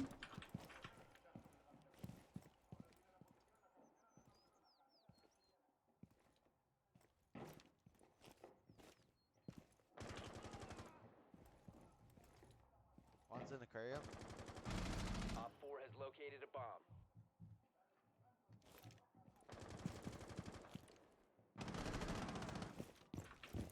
Aquarium dead.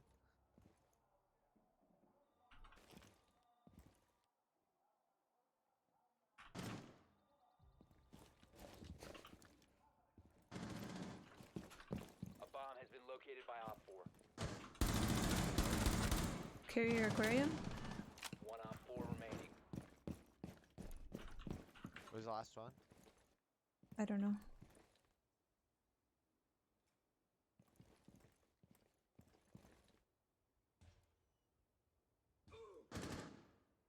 In hookah. Okay, I'm watching 90.